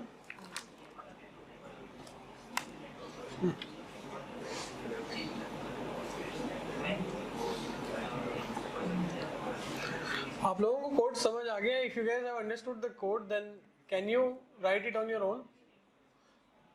So what are we doing here? Like, so see, we are taking the data pointer at where packet starts. We are noting the data end pointer where the packet ends. We are forming an Ethernet header at the start of the packet. If there is enough space in the packet to form an Ethernet header, we are executing further, otherwise we are letting the packet go by XDP pass. If Ethernet plus size of Ethernet header is more than data end, that means there is not enough space for Ethernet header, we are letting the packet go. In the next line, we are checking if the Ethernet protocol is IP proto ICMP. If IP proto IP, if the Ethernet protocol is IP, if it is an IP packet, only then it can be an ICMP packet, because ICMP packets are IP packets. If they are not, we are again returning XDP pass.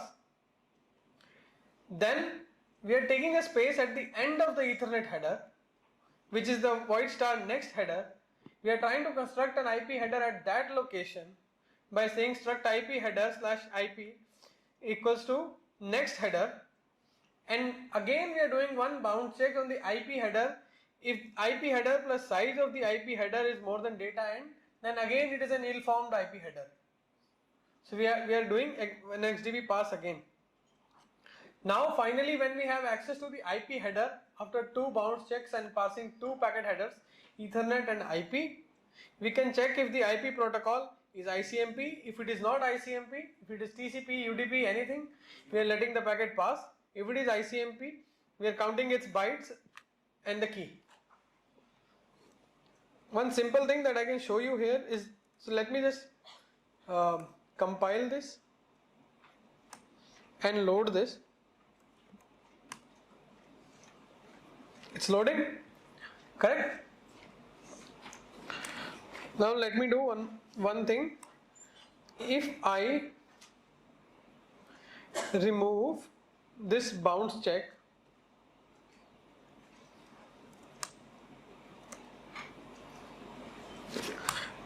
what happens? There is a verifier error that BPF program failed to load. Why? Invalid access to packet, offset 13, size 1, R2 offset is outside of the packet. Why is the verifier saying that? Because I did not add a bounce check to that pointer, to Ethernet pointer, that it is inside data end. This is what I was trying to explain.